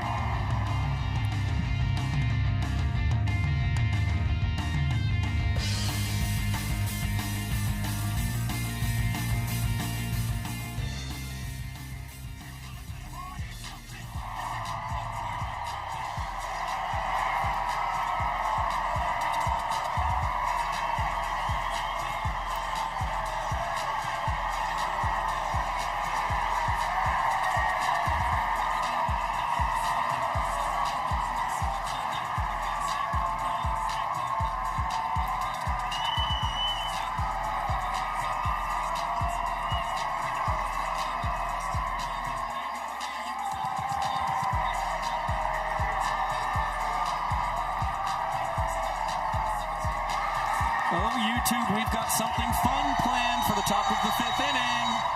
Send your best guesses in the chat. What could we be up to, YouTube?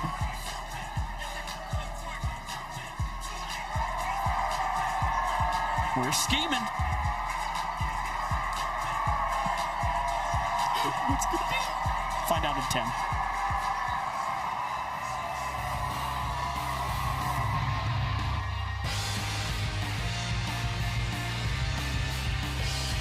You are watching Banana Ball on True TV, presented by Tropical Smoothie Cafe.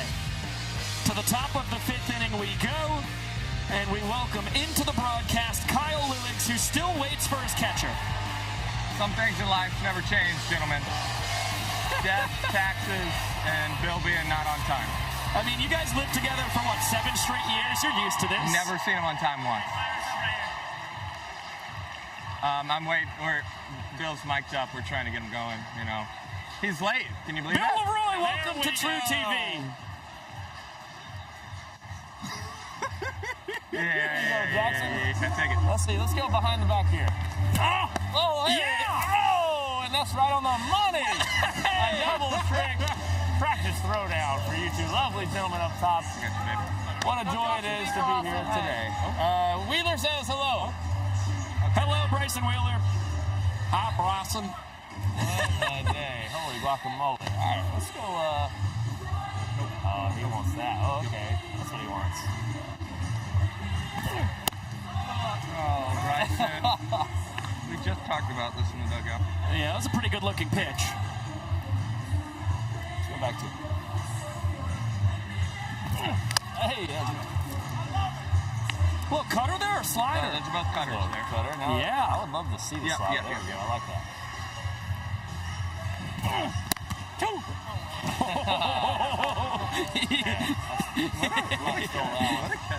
Should we go back? No. Go up? No. Yep. Extend a little bit. Oh, that was a great pitch. Even better take. Yeah. Let's go, we can go 5th off. Okay. I mean, the guy's caught 10,000 pitches. Wow. pro take That's there. all right. We had him right where we want him. We're going to get back to the slider here. Oh, no, we're not. He wants it. Okay. Oh! And then God! Got him with the cutter again? Yeah, that was the cutter. Go back up It's there. kind of like a video game. Is there anything? That's what you got EJ on the first time. Specific reason you guys got us mic'd up, or are we just hanging out? No, we're just having fun. What's up, baby? Kyle, I mean, you can tell us about what it's like to catch a screaming line drive. I was going to say, hang on. Yeah. Somebody might catch a screamer. Catch it. I was laughing because I couldn't catch the one in the first. That was like a two-hopper. And just fielded my position, but then I could catch that one, which is just mind-boggling to me. Oh. You're hitting spots tonight, Kyle. Thanks, I'm exhausted. Don't look it. You've only thrown 54 pitches. Feels like 120. Oh, here we go. Oh, man. Nico, squeeze it. Just a bit over our heads. That would be impressive if you guys call one up top. When we call a game on the roof, I'd say we've got a really good shot. Let's see if he makes a pitch here. Oh, not bad. Oh, my God. It's so sticky. It's just so damp out here. It's like, what time is it? 7:58. It's still got to be like 88 degrees. You want to throw a good one here? The other one. Okay. Yeah. Oh, I like that one. What a take. Yeah, that's a great take. 86 degrees, by the way. I mean, Really? that This should be a weatherman. does set up this one really nicely. Yeah. If you want to rip it. Yeah. It's been looking good lately. Let's see if you got it. Oh, that was a great one. Ooh. This man has got an eagle eye. 3-2? I can't believe McDowell didn't swing at either of Are those. we going back to it? No. Okay. You insist. No, That's man. all right. He's How do only you getting take first. that, bro? I mean, that was Oh, my goodness. Yeah, I was about to say. 3 straight unbelievable takes. I mean, honestly, great take. He was I think kind those of an are the auto best take pitches there. I've thrown today. I don't hate that him being on first. Yeah, well, South's on first. If South runs, I'll throw him out. Okay. Well, I'm going to slide, so I like the chance to slide. Yeah. Lacey's got golden cleats on. That's kind of sick. Look like Jordans. I think he's going to be trying to ambush here, so either 5 or 3. 5. Okay.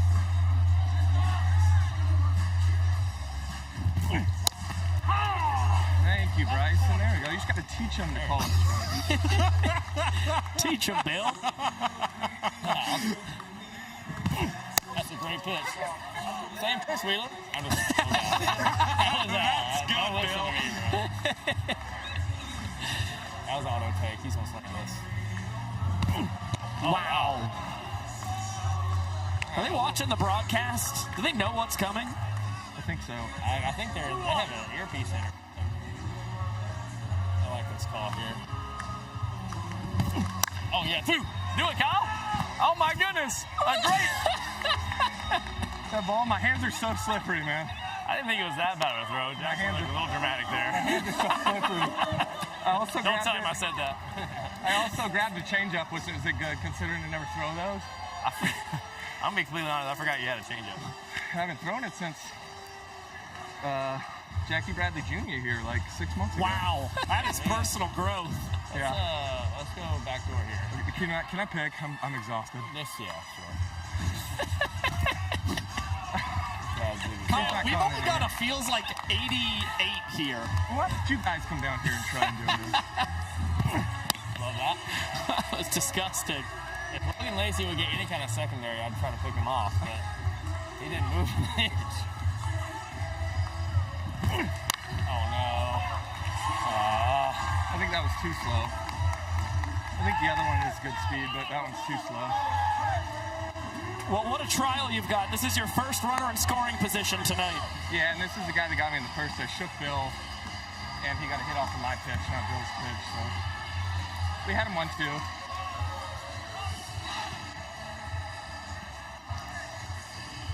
Let's just paint one here. Pull out. Hold it. Pick DC off first? No. Just going to shake and then throw it for a strike.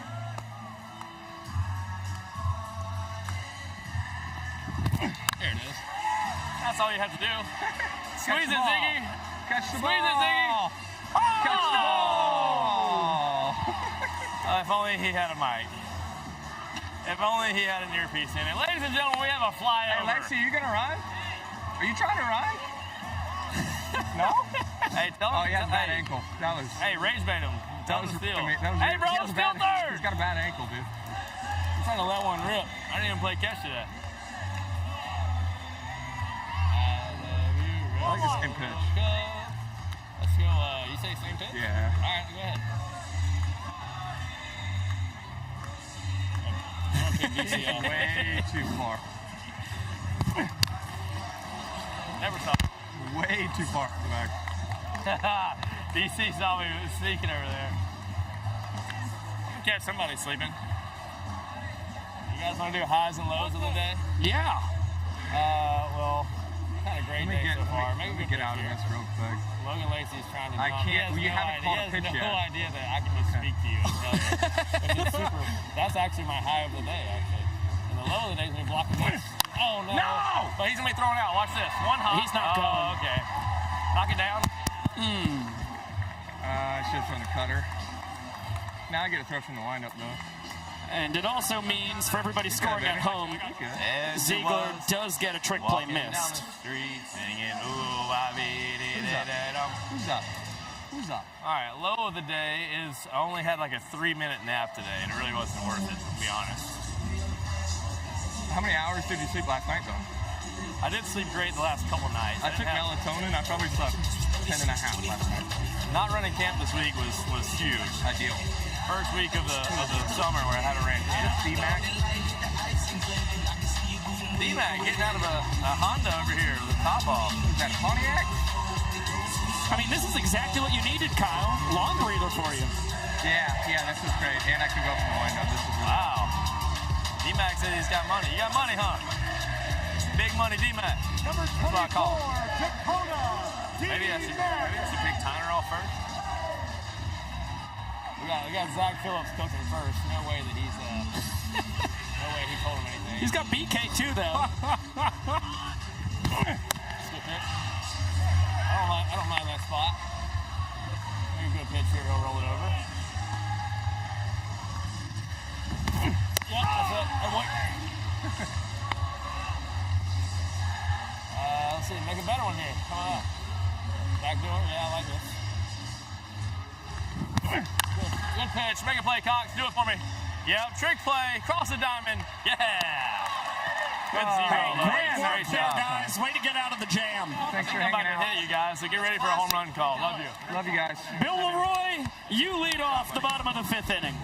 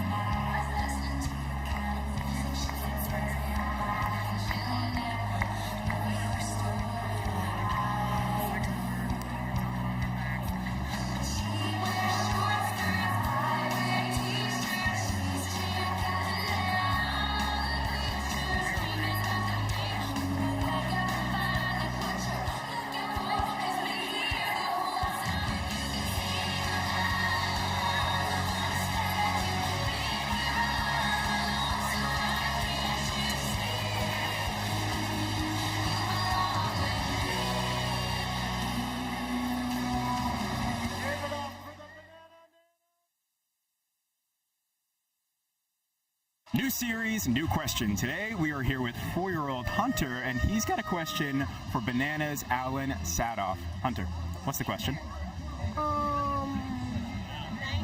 What's my favorite tractor? What is your favorite tractor? Alan, what do you say? That's a great question, Hunter. My favorite tractor is a John Deere 8520, and the reason why is when I was growing up, I drove the 8520 a lot. I ran the grain cart growing up, and that was like the first tractor I ever pretty much learned how to drive, and it just built a lot of character in my life, and I'm just super grateful for everything John Deere does. They make some quality equipment, but the 8520 is definitely number one for me. That's it. Perfect question for Alan Sadoff. I've always been more of a crawler tractor guy. Oh, really? Yeah. How about that? Sadoff out of Ridgely, Maryland, grew up on a big farm. Started with pigs, transitioned to corn, soybeans, wheat, and barley. Dad, uncle, grandfather, and Big Al. All making it happen. What a fun rookie he has been. Bill Leroy, the furthest thing we have from a rookie in the sport. This is his 9th year as a Savannah Banana. Fresh off the mic with his battery mate Kyle Lewigs. Now trying to offer some offensive support. Tries to duck the splitter that ends up middle. Bill a single his first time was pinch run for by Bryce Grisaffi, who promptly scored the inning-winning run on the rack sprint. Was back in the second. And now Leroy, a 3-2 count against his former pitcher, Jared Donaldson. Caden Green, between the leg transfer in time. As Peanut grabs his first trick play of the evening, 71 on the season, leading the team. Well, you saw Jared Donaldson issue that ball for a sprint to Robert Anthony Cruz that lost the second inning. Since then, he's won all of those 3-2 counts against these Bananas batters. As this one's over to Caden Green, he struggles to field that banana ball, and the hustle of Robert Anthony Cruz will get him in safely at first base. That ball was blasted to short. Official scoring decision. Weird hop, too. But then Peanut goes for the trick play. I'm going to lean error. Tentative error. Firefighters fan ended up with the fan challenge here tonight, so she uses it to try and flip the call for the Firefighters. Great play to use it on. Call will not be overturned, as we are seeing on the replay. Seth Markham, acrobatic first base umpire, with the correct call. Rack hustling the whole way. Beats out what is a tentative E6. Put it down in pencil if you're scoring at home, or a erasable pen like Josh has. Grayson Wheeler, crew chief, saw exactly what we saw.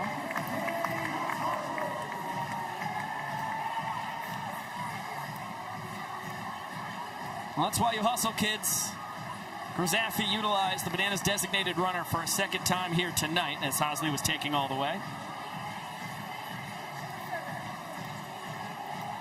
Check behind Grizz, he's back safely.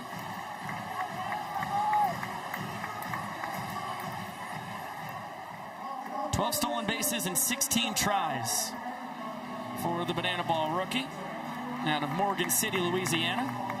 Banana's final pick in the draft. He was their 11th round selection, as that one is smoked foul. And he's a guy who expected just to be a backup catcher on this Bananas team, but injuries to JT Sokol have put him in this position to become the full-time designated runner for the Bananas. And he really has leaned into the aggression and clearly paid off. It's netted the Bananas their only point tonight. Stabbed by Green, throw to second just in time on the bounce pass. So a trick play on the fielder's choice. Very athletic play from Pina. Which, by the way, is a nickname that goes all the way back to childhood. He said if you talk to some of his teachers and say, "Oh yeah, Caden," they might not know who you're talking about. It was Peanut to everybody out in Berry Hill, Oklahoma.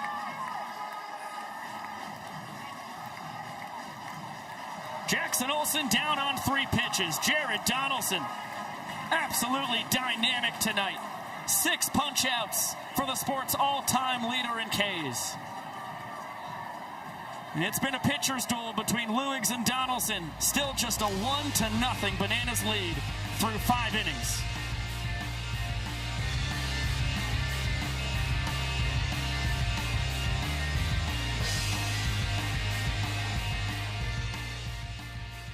In the month of July is National Intern Day. And the Banana Ball Championship League, we hire lots of interns all the time, and we hire the best of the best. And we wanted to do something for our interns today and maybe involve them in a game, so we picked a few interns and had them do it. I've got Victoria, I've got Emma, and I've got Ava here. And here's what's going to happen. They're going to be partnered up with 3 members of the calendar crew for a little relay race. First, from first to second, they're going to have to leapfrog with their partners. Then they're going to have to ride piggyback from second to third. And then they're going to have to pick up the legs of their partners and wheelbarrow from third to home. This is in order for us to find out who is the strongest and best intern that we have. Professor Presser, we don't do cardio in the calendar crew. That's zero cardio. We lift weights. We lift heavy weights. No cardio. We didn't sign up for this. Guys, so we are live. We're on broadcast TV. What are we going to do here so that we can run this race? You know what? I know guys that are perfect for the job. Well, let's get them out here so we can do this race, shall we?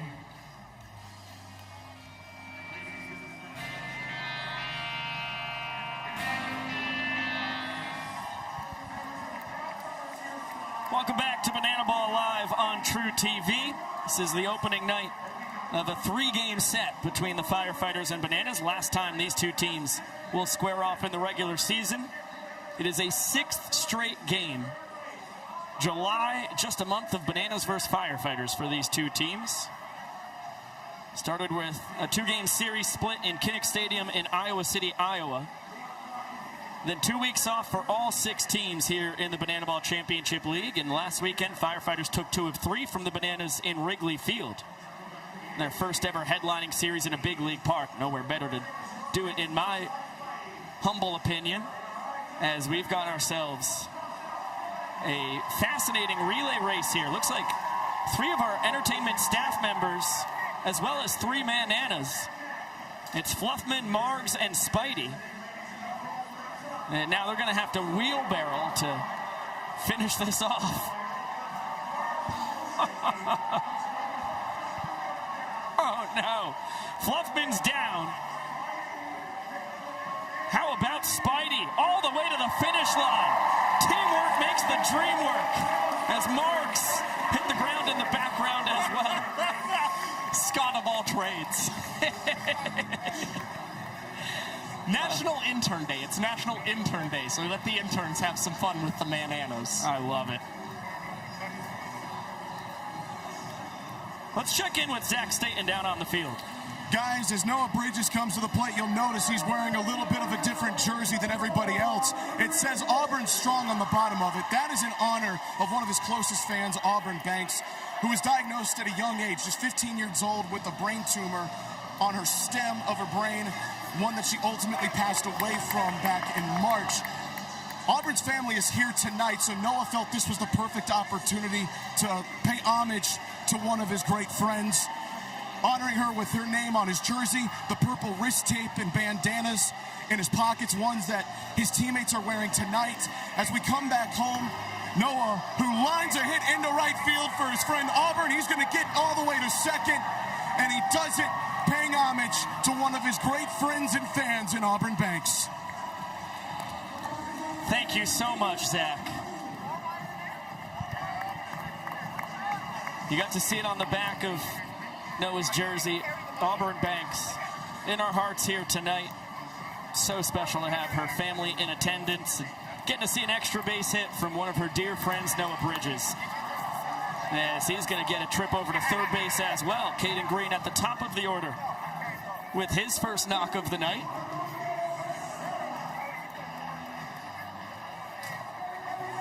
And after 4 nearly flawless innings from Kyle Luigs, had to work out of a bases-loaded jam in the 5th. Now the Firefighters with runners on the corners, no outs. The dangerous Armando Becerra. Keeping the carousel spinning. It's going to go first to third. Becerra looking for 2 bases. Throw in time. Heck of a diving tag from Cox. Mondo wants the challenge. He's saying Cox never got the tag on. We'll see if the Firefighters do challenge the out call from second base umpire Brett Bullard. Either way, first run of the ball game for the Firefighters, and they are still threatening. We'll wait to see if they challenge while Austin Temple and his buddies all pull off some unique dances at home plate, celebrating their first run scored.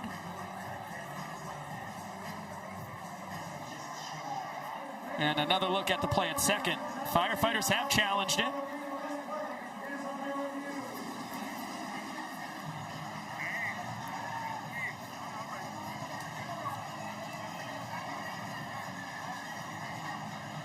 Means the umpires have a minute to look at the replays. They need to see clear evidence that Becerra avoided the tag, or at least avoided the tag long enough to get a hand on the bag. That was a fantastic slide. Tough to tell on the 2 angles we've seen so far. As you can see, the timer top left corner. Umpires have to make a decision in that time. Wow, that's... Yeah, it's really tough because at the time you see Cox trying to apply from that first base angle, you can't see the hand of Armando Becerra and where it might be on that base. That angle's not going to do it. I don't know if any will, to be quite honest with you. I think if any angle would flip it, it's probably the high first angle. It's the farthest away, but I think it's the best shot you have of seeing... Yeah, this shot right here. Okay, when does Mondo touch the bag? Right there. Tough to tell when the tag's on, though.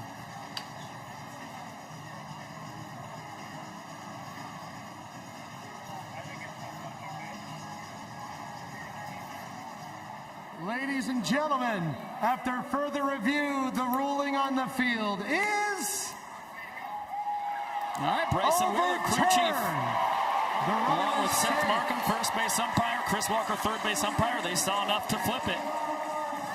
That's massive for the Firefighters. It's the difference between second and third no outs, just a runner on third and 1 out. Bananas bring the right side of the infield all the way in. Left side is halfway as Lamar Sparks right to KJ. And Peanut was wise to it, back to the bag, well ahead of Kyle Jackson. That's pretty crucial first out for Cowboy Kyle Lewicks. And maybe a great step to try and stop this bleeding for the Firefighters. They had 3 hits against Kyle through the first 5 innings. They've had 3 to open up this 6th inning before that lineout from Lamar Sparks. Big spot for their first round draft pick. They grabbed EJ 5th overall. So far, he's been a victim of the Lewicks cutter twice. You saw it again right there. Former Twins and Mariners minor leaguer trying to solve that cut fastball. It's a slider and does not chase.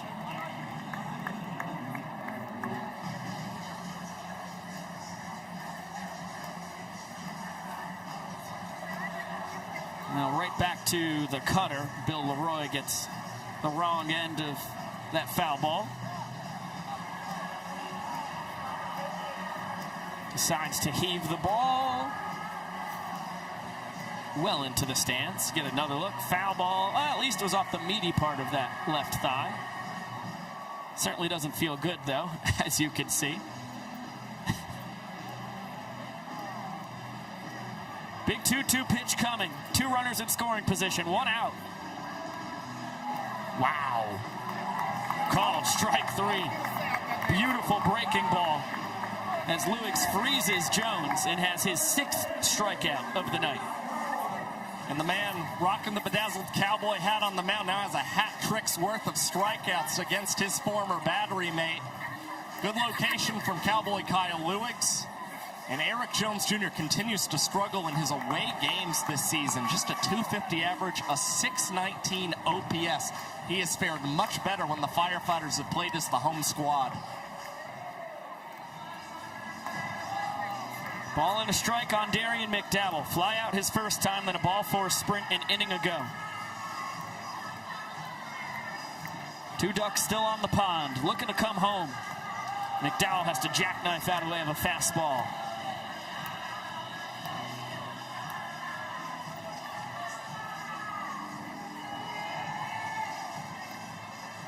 And now a 3-1 count on the pride of Pensacola, Florida. Ball 4 scores 2 more runs for the Firefighters, who have already plated 1 here in the top of the 6th. There's strike 2.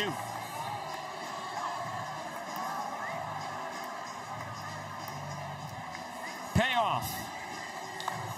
Bounding ball. KJ cuts in front of Cox. Over to first in plenty of time.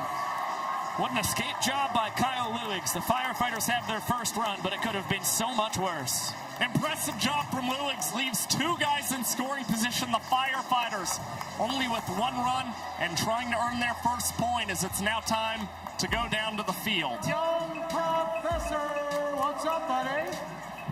I don't know if you know this about us here in Banana Land, but we sure do love dad bods. And so that has inspired our next game that we have down here on the field. I've got 2 contestants. They are Danny and Austin, and they're going to compete in something called dad bod diving. When I say go, they're going to run from where we're standing over to that kiddie pool filled with water, and they're going to do a nice big old belly flop, and you, the fans, are going to have to decide who did it best. First, we've got Danny. Danny, you see the pool. Let's get ready on your mark. Wait a minute. Yes?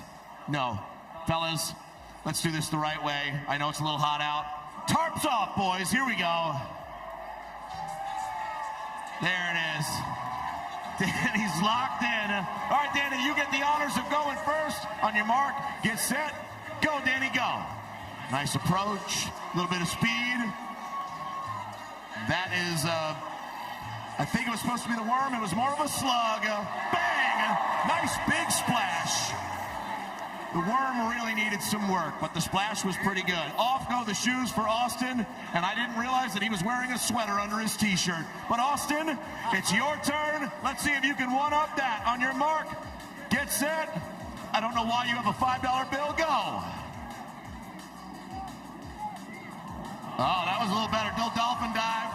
Okay, Austin. Bang with the frog splash. All right, Danny, bring it in over here. Fans, you have to decide who did it best. Was our winner Danny? Or is our winner Austin? Give it over your winner of summer's favorite game. It's dad bod diving.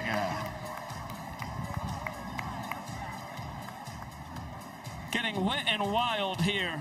Middle of the 6th inning in Savannah, and Darian McDowell still dry out in right field. Am I right on that? Nah, I'm sweating a lot. Okay, yeah, that completely makes sense. I don't think you're alone. Nah, it's not as bad as Florida, though, so, I mean, still a lot of humidity, but it's bad.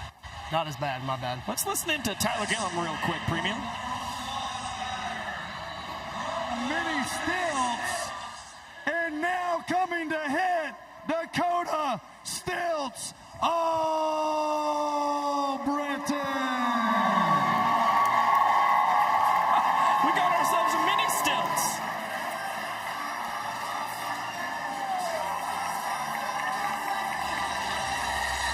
How about that? He's rocking the triple jersey. It's Clena, Whitmore, and Meadows. That is awfully impressive. Can we ever get you onto the stilts, Premium? Actually, I used to walk on them when I was like 10 years old, but nothing like stilts. No Not that kidding. high. How did you get started doing that? I don't know. We were at the flea market, me and my grandparents, and I seen them, and I asked him, I was like, what are these? He said, they're stilts. You walk on them. Ooh. Hope everybody's good over there. Looks like everyone's okay. And I was like, yeah, I'll try it. The only thing I couldn't do as a kid was ride a unicycle, and I still can't. I bet Sunshine could help you out with that. As the 2-2 is bounced to Tyler Hughes, he'll go between the legs. Matt Max behind the back, double trick play against the tallest athlete in the world. Okay, so there's a chance we could get you on stilts again at some point. Yeah, if y'all ask me, I mean, I don't want to take over Stilts' thing. That's kind of his thing, you know what I mean? Right. I want to outdo him. You know, unbelievably enough, this reminds me of a story you told us pretty much right when the season was starting as Ty Jackson scoots this one into center field for a one-out knock. But, Darian, you said that you were in a park with your dad growing up. You found a right-handed mitt, or a left-handed mitt, I should say, put it on, and you wound up throwing the ball left-handed. Your dad said you actually throw better with your left arm than you do with your right arm, and that's what turned you into a right-handed batter, a left-handed fielder. Yeah. Going back to, back in the day, I mean, we were just kids being kids. We wanted to throw and play baseball all day, you know what I mean? So, me not having glove, I was like, I found one at the park, and I just started throwing and throwing. And like you said, my dad's like, you throw better left-handed than right-handed, so just keep it that way. I was like, okay, whatever.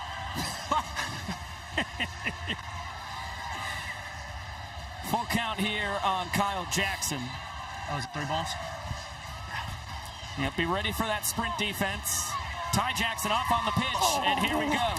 It's got to get through all infielders and outfielders. And McDowell's going to be the last man to touch it. Look out, heck of a job diving over KJ. Let's get it! Let's go! Who has no idea that we've got a mic on premium.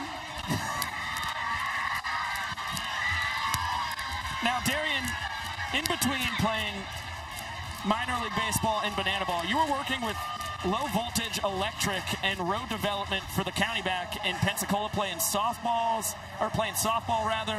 Oh my goodness, Dan Oberst, rude interruption to story time. That bangs off the top of the wall. And it's going to be a 2-run walk-off double just like that. As the Bananas flip the script on this 6th inning. So a 2-0 lead for them. Real quick, what's it like going from doing electrical work to playing banana ball? I mean, electrical work was never my thing. So, I mean, I got a call from Pi. He said, you want to play baseball? Yeah. Thank you so much for joining us, Darian. Appreciate you. Good luck the rest of the night. Happy to have you in this sport.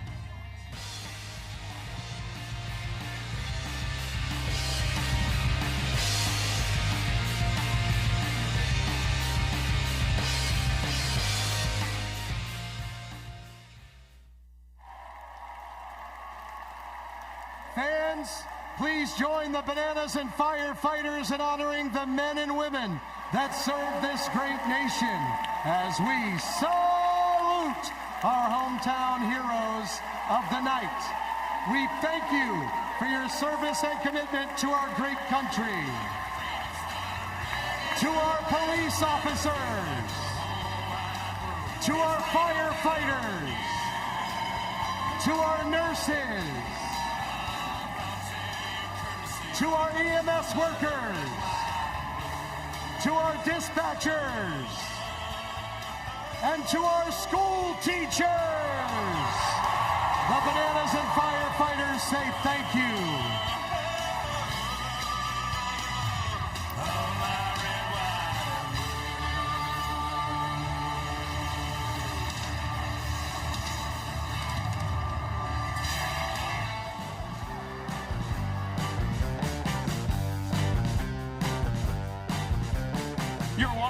Banana Ball on True TV, presented by Tropical Smoothie Cafe. To the top of the 7th inning we go. Savannah Bananas lead the Firefighters 2-0, and the Bananas playing for some folks who are not here tonight. Sam Bauman, you've got more. Yeah, Pico, obviously emotions high being back here in Savannah, but heavy on the thoughts and minds of our players here, like Bryce Kazafi, are these three, a jersey hanging in the dugout. Bryce, talk to me about what you guys are playing for tonight. Man, I'll tell you, Sam, it's bigger than us tonight. You know, with Derek, DR, and Kelsey not being here with us tonight, man, we just have a certain chip on our shoulder that we can't seem to get off, and it's just bigger than us tonight, man. I'm sorry, Sam. Guys, an emotional night for Bryce and the guys. They're all alive, but they're just not here. And that's really tough. Pika? Yeah, we would very much like to have Clena, DR, and Kelsey here for sure as Connor Harris specialty walk-up with the fans.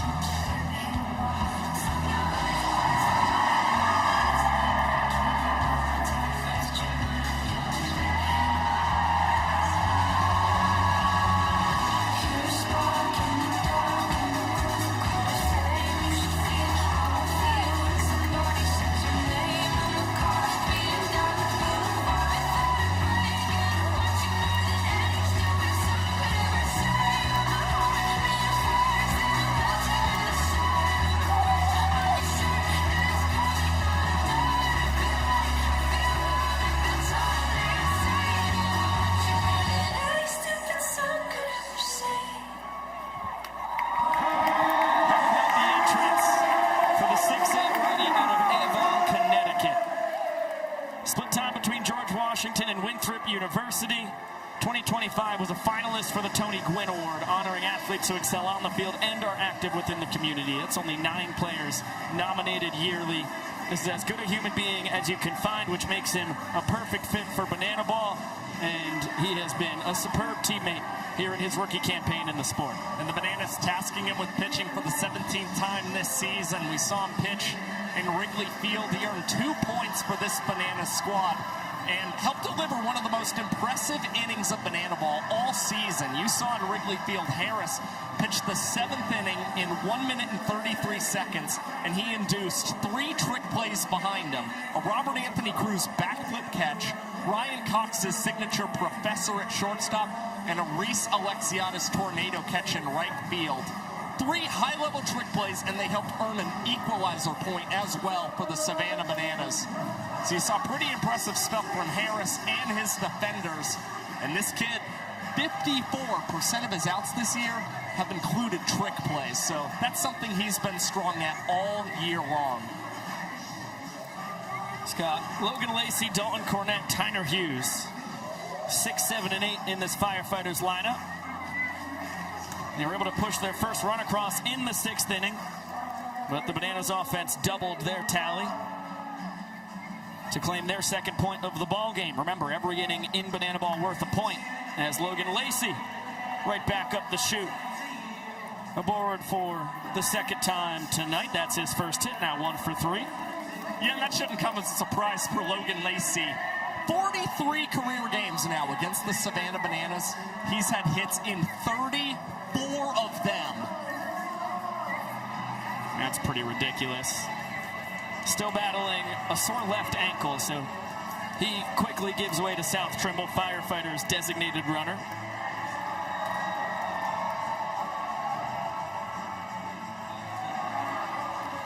Dalton Cornett, chopper.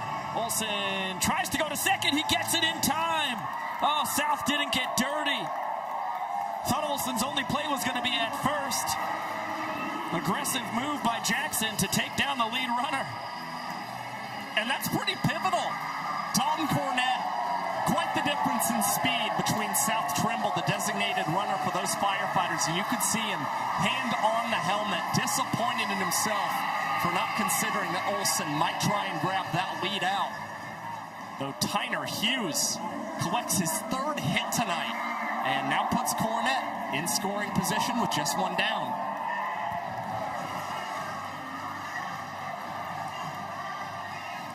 Mason Maxwell.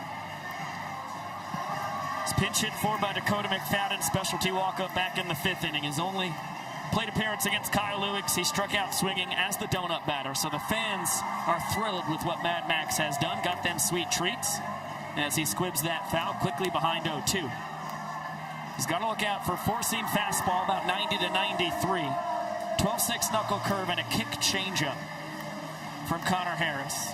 He's fooling around with the slider. Might add it to the arsenal in the near future as this is flared and it's going to be a hit. Perfectly placed by Mad Max. Throw to KJ, not in time at 3rd. And the bases are chucked. 2nd time tonight, the Firefighters have had them loaded. They stranded the bases loaded in the 5th inning. It will be up to Noah Bridges to come through in the clutch here in the 7th. Well, Mason Maxwell has had a very nice season for this Firefighters team. That is his 16th opposite field hit this season. The majority of his hits, I should say, this season have gone to the opposite way, and you see yet another for Mad Max. Not hit very hard, but it's perfect placement. Ball and a strike on Noah Bridges. Stroked a double to right field. Came around to score the Firefighters' only run. That was just an inning ago. Big time take on the off speed below the knees. Remember, ball 4 will at least score 2 runs. It could score 3 if the Bananas don't have crisp ball 4 sprint defense. Maxwell runs well, leading off first base. 2 balls and 2 strikes. You got to remember, Noah Bridges is also a guy with a lot of swing and miss in that bat. And believe it or not, here in Grayson Stadium specifically, his career strikeout rate is at 31%.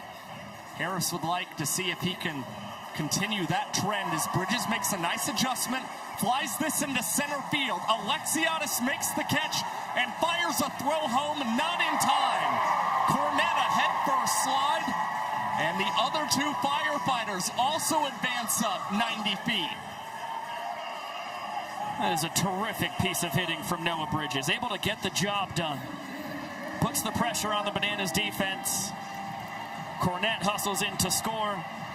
Hughes follows him to third. Maxwell follows him to second. Great base running all around. As the Firefighters lineup turns on its head. And back at the top, Caden Green takes a pitcher's pitch for strike one. Single his last trip. 1 for 3 on the evening. He's been the offensive leader for this club here in his second year in Banana Ball.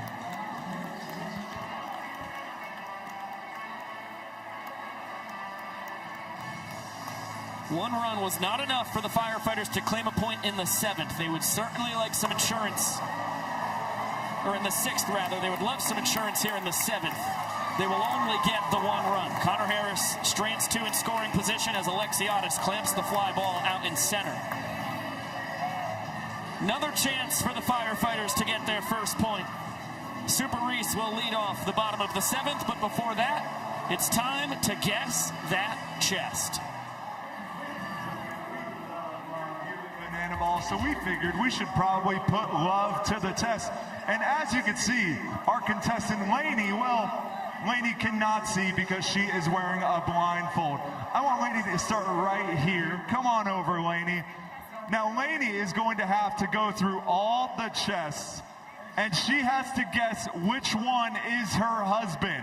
Now, Lainey and Blake have been married for 13 years, so it should be very obvious by feeling their chests which one is Lainey's husband. All right, Lainey, put your hands out for chest number 1.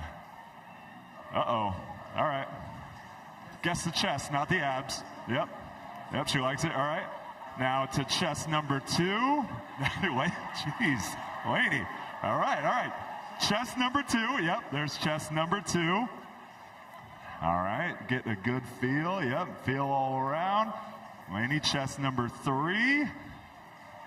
Not bad. All right, she is having a fun time right now. And last but not least, chest number 4.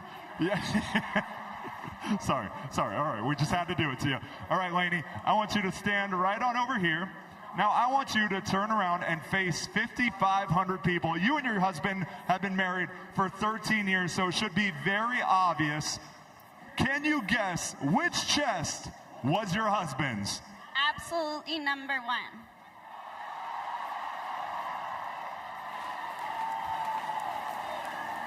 Lainey, I want you to take your blindfold off and meet your new husband. I'm so sorry. Blake, I'm so sorry. Ladies and gentlemen, that was, jeez. Well, guess that chest. Oh.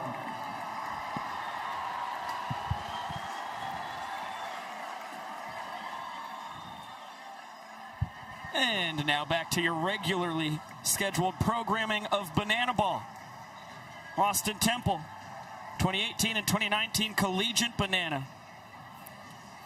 Houston Astros former minor leaguer. And now finds himself with a 1-run lead here in the bottom of the 7th inning. This hasn't exactly been the season that Austin Temple has wanted. Is the highest MPI and earned run average out of all qualified Banana Ball pitchers. But this might be a situation that really favors Austin Temple. He's pitching with the lead, and when he has pitched as the visiting team this year, in 9 opportunities to hold a lead for his squad, he's been successful 7 times as Alexiadis chops this to Caden Green, and that is another Firefighters trick play, and all of a sudden, the Firefighters trail the Bananas by just 1 and are very much in a position to earn an equalizer point. They will need more trick plays than the home team Bananas going into our final inning, which very much looks like it will be the 9th. We've got plenty of time to play. You can see still 23.5 minutes there on the scoreboard as Maxwell under the leg over to Temple. And that is now 8 trick plays apiece. Mad Max, his second trick play of the ball game. 2 quick outs for Temple. 1 out away from earning the Firefighters their first point of the ballgame. Look, the Bananas mounted a pretty early lead in tonight's contest, but we've seen them quiet across their last 4 innings defensively. Just 1 trick play for the Bananas in that span. And you think back, Alexiadis not going for a tip there against Caden Green to record the last out. You didn't see anything on the sac fly as he wanted to try and offer up a throw to gun down Dalton Cornett. But it's those decisions sometimes that really wind up biting you in the later stages of these ball games. Bill Leroy takes his turn representing the inning tying run. And he is fooled by the sweeper from Temple. Goes with a curveball splitter and a 4-seam fastball low 90s. Leroy and Temple started their Bananas careers together. Summer of 2018. Spent 2 summers together. Bill never left. Temple went on to Notre Dame. A couple years in the Houston Astros organization. A career ERA in the minors of 2.70. Really impressive. And this is his 3rd season with the Firefighters here in Banana Ball. 1 strike away from getting them their first point tonight. Bill able to spoil the curve.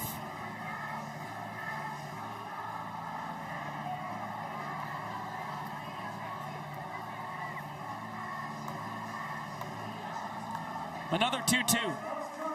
Fouled away again.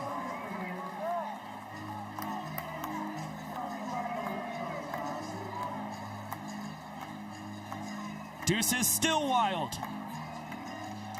Fastball yanked down and out. Count is full on Leroy.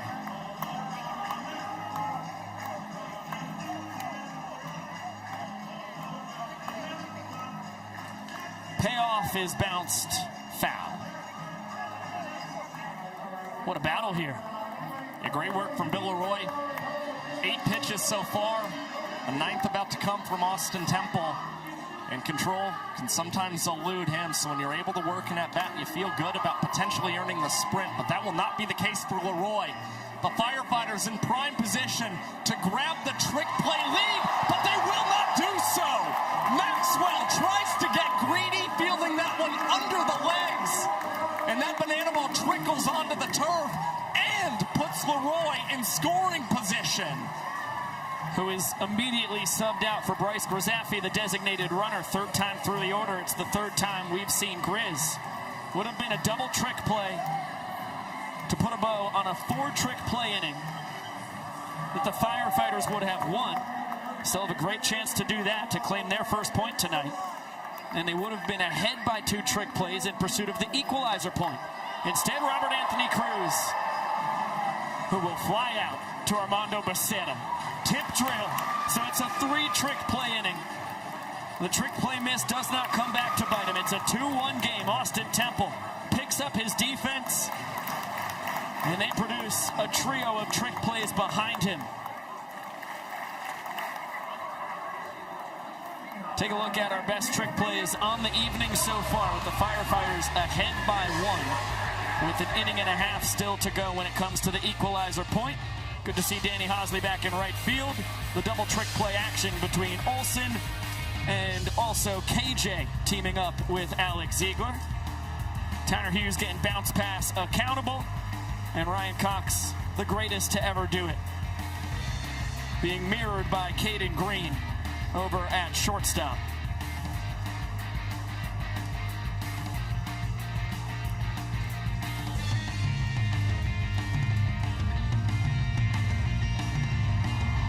As you can see, the Firefighters 1 trick play up on the Nanners, middle of the 8th inning.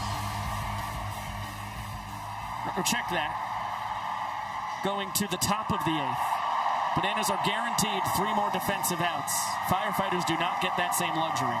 And again, the Bananas know they get a lot of trick plays behind Connor Harris, so they are sticking with the big righty here in the 8th inning and hoping that he can keep the leadoff man on base, which would certainly help those trick play chances instead of them trying to not worry about surrendering yet another run. Firefighters, over the last 4 innings defensively, 8 trick plays compared to just 1 for the Savannah Bananas. They have mounted a really impressive comeback in that department tonight. It's 2, 3, and 4 in the Firefighters lineup here against Harris. As Armando Becerra takes the fastball a smidge high. Lamar Sparks on deck, Eric Jones Jr. in the hole. If the trick play count stayed the same, we would go to the 9th inning tied at 2 points each.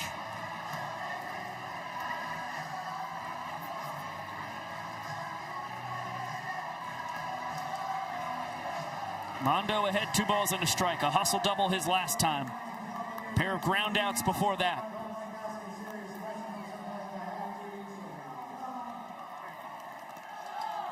He's ahead 3-1. The man out of Miami in a hitter's count.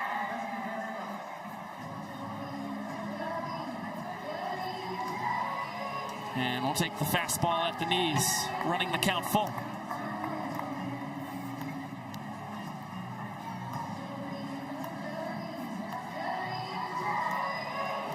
Called strike 3. Fastball. Does the job for Connor Harris, his first K. Mondo disagrees with the call from Bryson Wheeler. And it's not the first strikeout looking for the Firefighters tonight. You saw Eric Jones Jr. collect one in the 6th inning against Lewigs.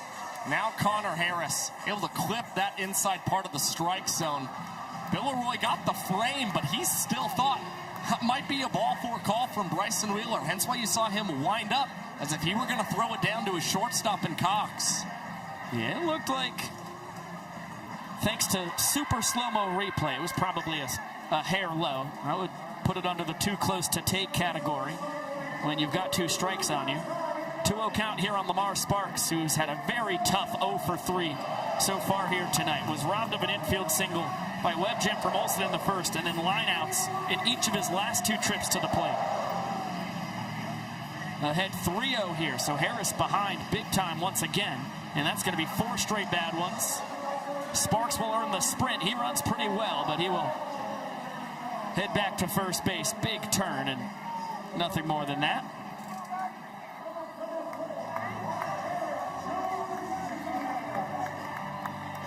So Sparks finally aboard.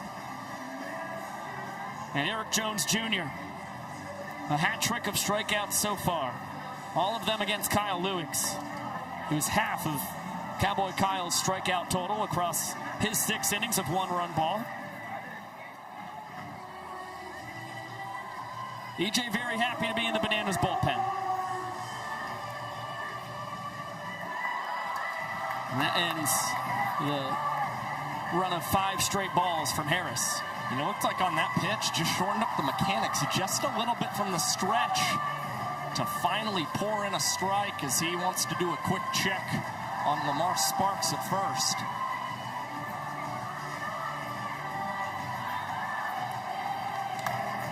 Looping liner, that'll be a knock for EJ. Sparks had a great jump. He's going first to third. Runners on the corners, just 1 out here in the top of the 8th.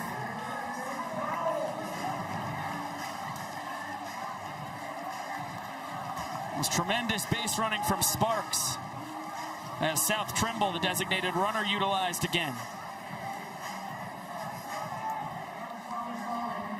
4th time through the order, 3rd time we've seen South on the base paths. Designated runner can be used 1 time every trip through the order. And they're at the corners for the dangerous Darian McDowell. Big hopper. KJ will fire to second for 1. That is all the Bananas will get. Sparks comes in to score. McDowell, ribeye number 24 this year. And the Firefighters, back-to-back innings with a run across, actually make it 3 straight. Couldn't turn it into a point in the 6th. In fact, the exact opposite happened, but they won the 7th inning and now a chance to win the 8th. And hopefully Darian McDowell all right over there at the first base bag. Was certainly trying to hustle out his hit over to third base as he thought Kyle Jackson might be throwing across the diamond. And hopefully did not pull anything as you see time stopped by first base umpire Seth Markham Now it's Sydney Neighbors, the athletic trainer, coming out to check on Premium.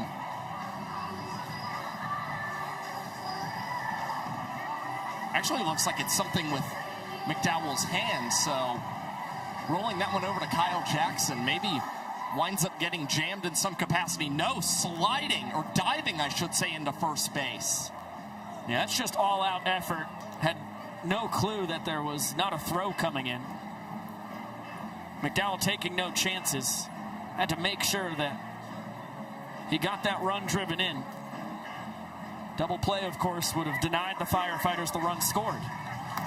So now Logan Lacey, who fouls off the first pitch changeup. Single his last trip, couple ground outs before that.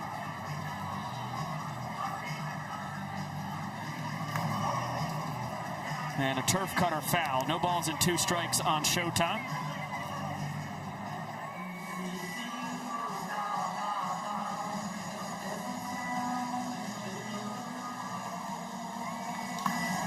Drive, deep center field.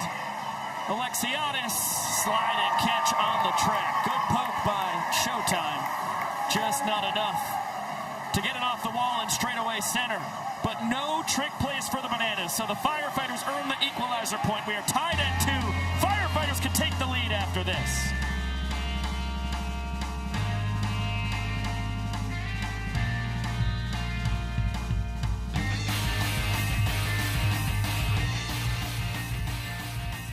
Spending time here with you, but it's time for another time-honored Banana Land tradition. So let's get those cell phone flashlights out, because together we're gonna light up the sky and get those singing voices on, because it's time for yellow.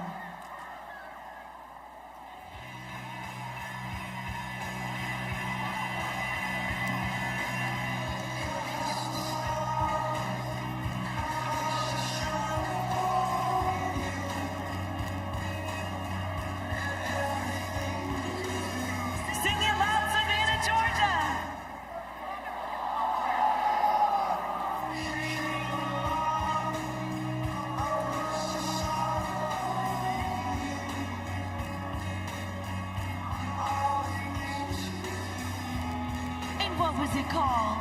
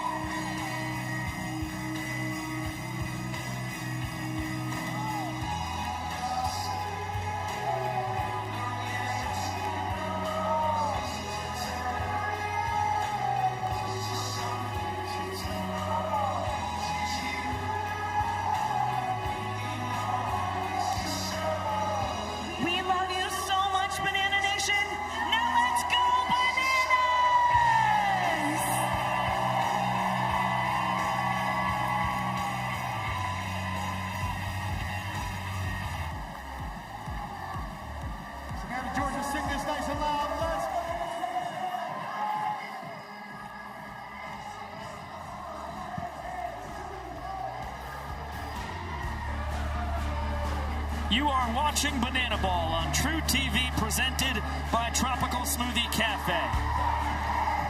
Boy, how the plot has thickened. To the bottom of the 8th inning we go. Firefighters were getting blanked 2-0 after 6 innings of action, but they win the 7th. They've got a chance to win the 8th. They have earned the equalizer point, as you can see at the bottom of the screen. They've out-trick played the Bananas.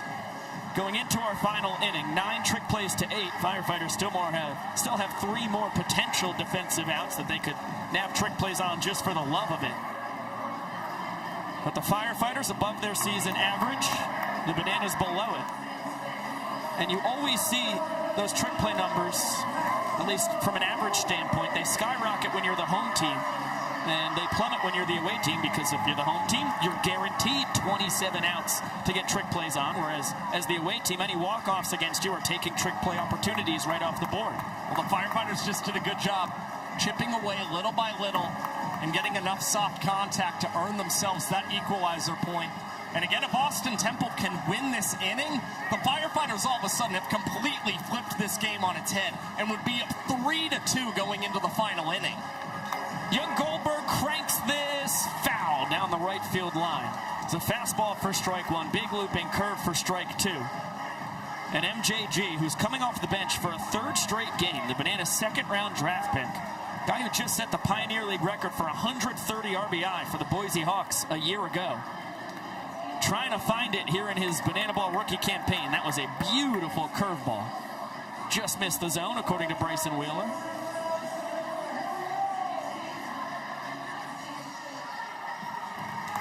Heater, high, count it 2-2.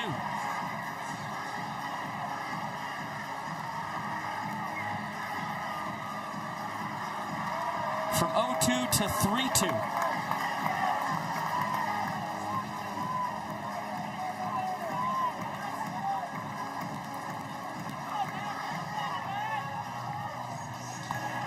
Young Goldberg could not hold up. Fastball cut on and missed. And Temple starts the bottom of the eighth with his first K. Yeah, just caught in between getting that first at bat tonight. And Austin Temple, thankful that MJG couldn't make up his mind here. The appeal went down to Chris Walker. He said MJG went around. And now the lights go out as the Bananas in the eighth inning will turn to their golden batter. Golden batter rule. Hitting in the place of Jackson Olsen is the Savannah Bananas golden batter. Please welcome Dan Oberst. Well, no surprise. Saul Oberst is the golden batter twice last weekend in Wrigley Field. The only 2 times the Bananas used it. Both times he fouled out to the fans. It was well documented on our pregame show. He now leads the league with 8 in that department. 3 more than Caden Green, who is in second place in that unfortunate league leaderboard. At least from the hitter's standpoint. Fans have had a lot of fun thanks to Dan. Big swing and miss on the sweeper. 2 for 2 tonight with the walk-off double that won the 6th. Tried to hold up. Seth Markham says he went around.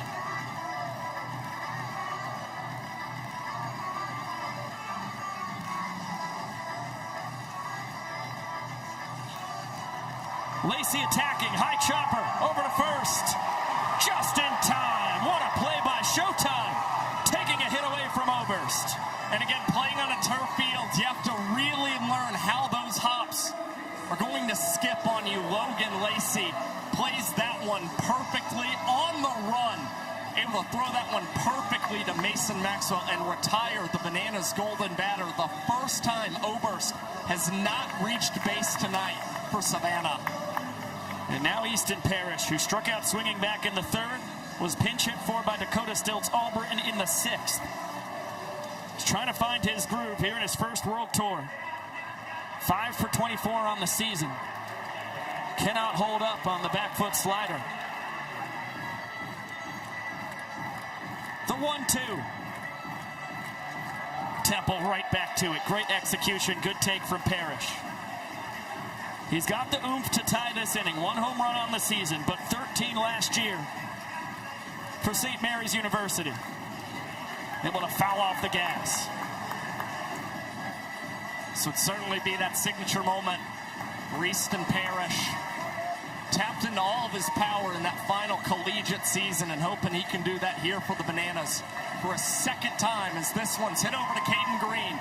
He'll transition under the legs, and Seth Markham is going to rule that Easton Parrish beat that one out, but also that Maxwell came off the bag on his stretch. Great hustle from Parrish, not known for his speed. Firefighters still have their challenge. They used a challenge in the 6th inning to overturn the out call at second for Armando Becerra, turning a single into a double for him. And Pina, I mean, he knows the base runner. He knows he should have time, but it was hit so softly.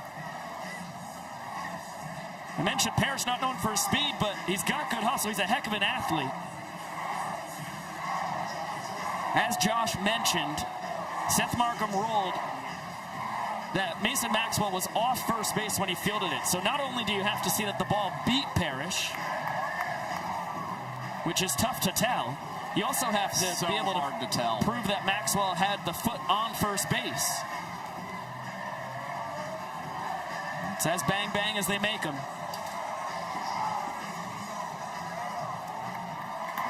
I don't see how this call doesn't stand. I would agree with you. And again, it's a credit to the hustle from Easton Parrish. If he's out, the Firefighters lead 3-2 going to the 9th. Here come the umpires. Ladies and gentlemen, Grayson after Wheeler. review, the ruling on the field stands. Call stands. And because the Bananas are back to the top of the order, they can use Bryce Grzafi a 4th time here tonight. Ty Jackson singles in each of his last 2 trips to the dish after he struck out his first time. That'll go down as a trick play missed for Caden Green. That extends this inning. It's the 2nd trick play miss behind Austin Temple. He was able to pick up his defense in the 7th. Earned the Firefighters their first point. Induced 3 trick plays behind him, helping them secure the equalizer, which ended up being their 2nd point. Big swing and a miss. Grzafi steals 2nd as EJ had trouble with the exchange from the glove to the bare hand. So Grzafi is 13th stolen base and 0-2 count on Ty Jackson. Fastball up and out.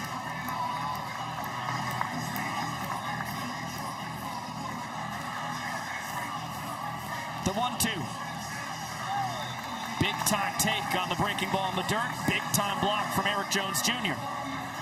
We still have now less than 2 minutes on the clock here. For some reason, we wind up only playing 8 innings tonight. Never mind. Firefighters have taken the lead in this ballgame. Temple with swing and miss stuff. And it's a run in the 8th and the equalizer point. They give the Firefighters a 3-2 lead.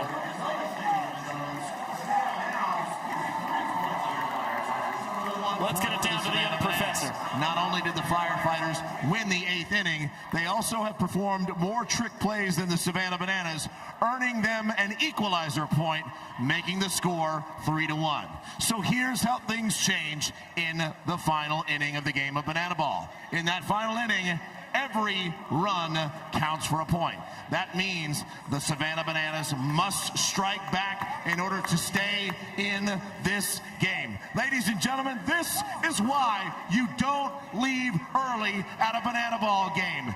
It all comes down to this. So, Savannah, Georgia, let's get loud. Let's get that energy because this is the final inning. It's as simple as that. As we're going to look at what we have on the morrow here in the world of Banana Ball. Bananas and Firefighters will be back at it. Same place, same time, right here, 7 p.m. Eastern. True TV and the Bananas YouTube. As always, you can watch the Spanish broadcast for free on YouTube as well. And at the same time, the Clowns and Coconuts will kick off a 2-game series from Bowie, Maryland, 7 p.m. on the Loco Beach. Coconuts YouTube. And then 2 hours later, what a treat this will be. Tailgaters versus Party Animals from Boise, Idaho. 9 p.m. Eastern on ESPN, as well as the app Disney Plus and the Party Animals YouTube channel. It will be the first ever football stadium game in Banana Ball history without the Savannah Bananas. That will also be a 2-game set. And on the first ever blue field in Banana Ball history, it will be such a cool series. It's going to be absolutely thrilling. That Party Animals Tailgaters rivalry has been real this season. You've seen the emotions at an all-time high, and the same can be said here tonight. The Firefighters certainly have a lot of momentum going. You're seeing those guys bursting out of the dugout with excitement. And now for Danny Hosley, it's about staying cool, calm, and collected on that pitcher's mound. As right now, this is the guy with the lowest earned run average in the Banana Ball Championship League. And the difference in percentage points between his strikeout rate and his ball four sprint rate this season is 30.1%. Absurd. They say that is one of the best indicators of both current and future success. And you see why Danny Do-It-All is currently the top dog when it comes to ERA this year. Dalton Cornett ropes that foul. Ball and a strike on DC3. Tyner Hughes on deck, Mason Maxwell in the hole. Firefighters have pushed a run across for 3 straight innings after being shut out across the first 5. As soon as they got to the Bananas bullpen, 2 points scored against Connor Harris as Danny Hosley uses the fastball to earn another strikeout. What's new? At this point, trick plays are completely out the window. You've already surrendered the equalizer point. If you're getting them, it's kind of for style. So what you want from Danny Hosley is that swing and miss stuff. You are trying to keep the Firefighters from putting the ball in play, especially considering how well that offense has been against or over the last 3 innings. Tyner Hughes cannot connect on the Vulcan changeup, evening up the count. Hot shot, but handled by KJ. Between the leg transfer, he will grab a trick play. Just for fun at this point in the night. And 2 down. And just to add a little perspective on how ridiculous Danny Hosley has been strikeouts compared to ball 4 sprints, you were looking at a World Tour leading 10.3 Ks per sprint coming into this outing. The next best is Chris Clark at 4 flat, as Maxwell will loop that into right, big turn, and then he will reverse back to first. Hits in each of his last 2 trips to the left-handed batter's box. And remember, every run scored in the 9th inning counts as a point. That is a big 2-out knock for Mad Max. Now 2 for 3 on the night. Noah Bridges is due to swing it. And it's bottom of the order. This would make sense to use your golden batter to try and keep things going for the top of your lineup.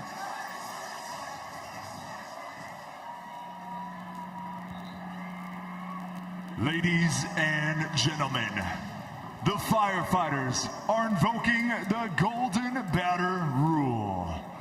Hitting in the place of Noah Bridges, here is Eric Jones Jr.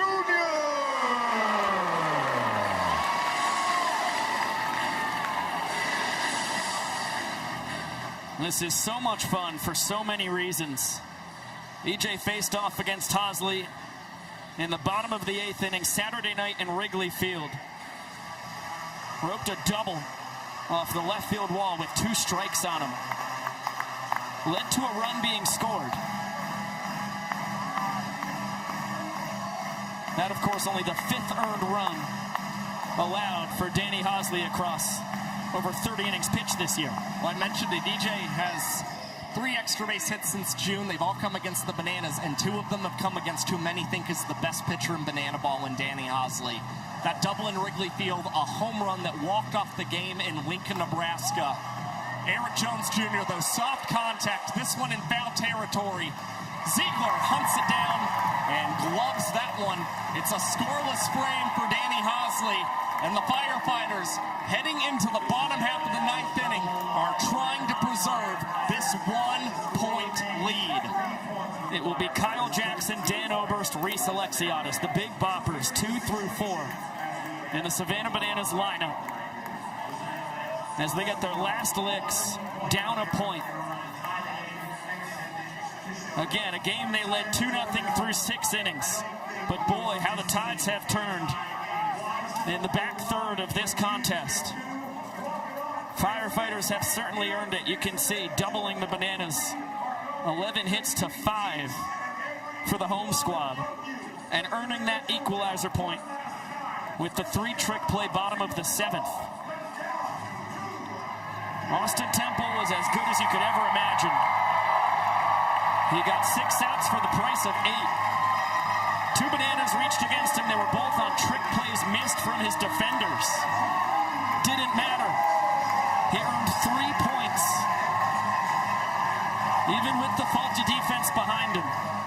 And he will give way to the Firefighters closer, Johnny Hummel, trying to put a bow on a 3-2 victory. He's looking for his 10th save this season. Had 2 opportunities a weekend ago, converted each of them successfully. Hummel had 2 1/3 innings pitched across the weekend in Wrigley Field. That is 7 outs for Johnny Hummel. 3 of them came courtesy of the fans in Wrigley Field.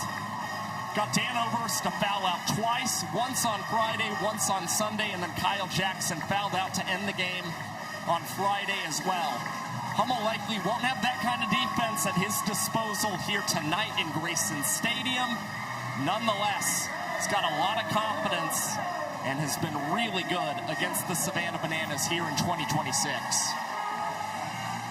The pride of Matthews, North Carolina, with the fate of this game in his hands. He's got the Bowling Green, Ohio kid to open up this bottom of the 9th. KJ 0 for 2, a ball for a sprint that led to the Oberst walk-off in the 6th. It's that big curveball for strike 1. He's got a slider-cutter hybrid as well as a fastball. High 80s, low 90s. Devastating 3-pitch mix. Soft contact. Green calls off Lacey. Out number 1. Well, this is now where you're seeing no funny business from those Firefighters. Some trick plays missed over the last 2 innings. But here, they're just trying to keep the Bananas off the base. 1-point edge is not a lot of cushion for this squad. That ball does not get very far away from Zachary Bridges, who has come off the bench to try and close this down defensively.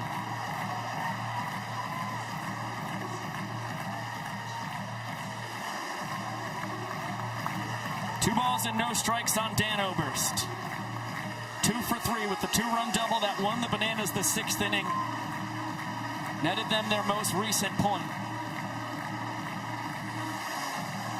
Big time take. Ahead 3-0. Alexiadis lurks on deck. Ryan Cox in the hole. Fastball right down Broadway.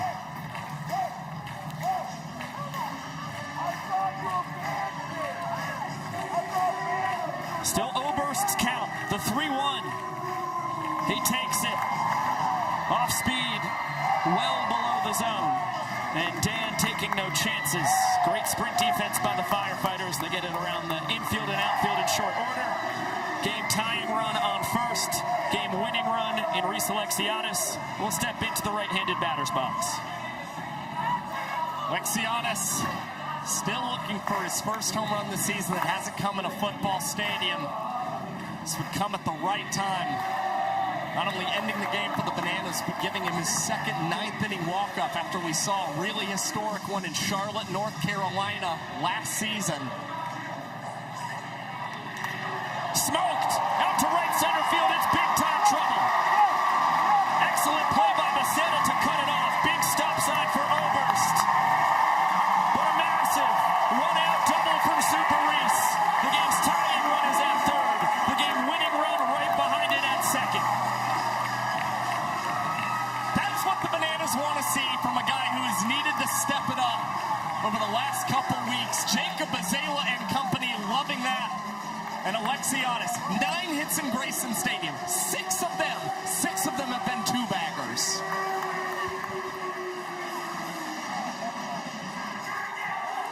With 6 of his 8 doubles on the year. As the curveball is strike 1 to Ryan Cox. Here in his 5th year as a Banana. Massive spot with the infield in. Bouncer, grabbed by EJ. He goes home with it. Tag! In time! Eric Jones Jr. to Zachary Bridges. Bananas down to their final out. They still trail by 1. Moved over to first base in the final inning, and Eric Jones Jr. makes such a crucial play for this Firefighters team. Oberst getting the full send and trying to get the swim move there around Zachary Bridges. It was not to be. So now 2 down, men on the corners, and the Bananas captain, Bill Leroy, is the man trying to see if he can extend this game. Bender misses wide. Bill 1 for 3. His single in the second led to the Bananas earning their first point tonight. Has to pull a full matrix to evade the fastball high and tight. Remember, 4 balls to Leroy will tie this game. Cox over at first does not run very well.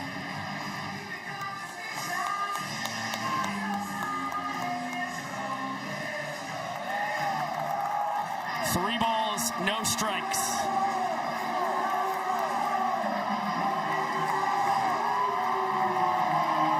Leroy will certainly be taking all the way. Alexiadis dances off third, the 3-0. Strike. Bill back to the batter's box. Says, sorry, Bryson Wheeler.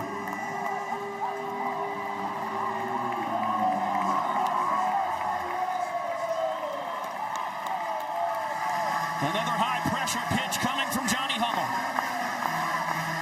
Cox is off on the 3-1. Fastball fouled away. Into the parking lot, no chance for the fans. Everyone here in Grayson Stadium, their blood is pumping right now. No better position to be in this Banana Ball game. Inning time run. It's at third base, and you got a full count with 2 outs. Everything hangs in the balance on this pitch. Cox will be off again. Johnny Hummel against Bill Leroy with the game on the line. The 3-2. Swing and a miss! Johnny Hummel to the breaking ball! What a win for the Firefighters! 3-2 to claim game 1 of this 3-game set.